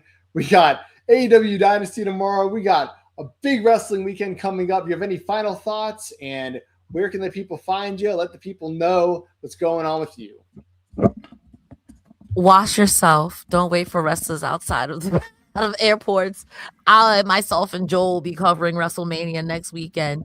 So I will not be on the Collision post show. I will be all weekend next weekend. Kate and I on Friday, Joel and myself on Saturday and Sunday. This was a fine pay-per-view. I miss TNA. I miss the TNA that I know and love. I guess this is the TNA that everyone warned me about, and we're here. And, I'm still going to support you. This was fine. But I don't know. I don't know what's about to happen. Stephen Jensen, where can the people find you? And what are your final thoughts on this TNA pay-per-view? Listen, I came in with low expectations. I thought we had some really solid matches, but most of the finishes were bad. So it's that's unfortunate. Some of the matches, the screwy finishes made sense. Like you said, the Ali match, it made sense given the story and everything. But it was just unfortunate that so many matches had a very similar screwy ending. Next time y'all see me here for the next pay-per-view, it'll be me and hopefully the three of us. Hopefully Cresta's here as well, and we'll have Joel back. For those of you who tuned in late, Joel is in Vancouver covering AEW Dynasty, so he was unable to join for the full post show right here tonight, but Joel's doing his thing, support the work he's got going on. As far as the stuff I'm doing, pretty much just follow me. I'm rarely on X anymore, but if you want to give me a follow and keep up with what I'm doing at all, it's Fight Talk _. My show with Jeremy Lambert is every Thursday. The Spotlight on Fightful Overbooked. This Thursday we'll be doing an AEW Dynamite post show, or a review, I should say, not a post show, a review. And we'll also be previewing WrestleMania. We usually have guests on the show too. So if you want to hear interviews from independent wrestlers and promoters and other fans and stuff like that, feel free to check our show out. That's the Spotlight, Thursdays on Fightful Overbooked. That's pretty much it, Cresta. Any final words? I'm tired. Let's end this.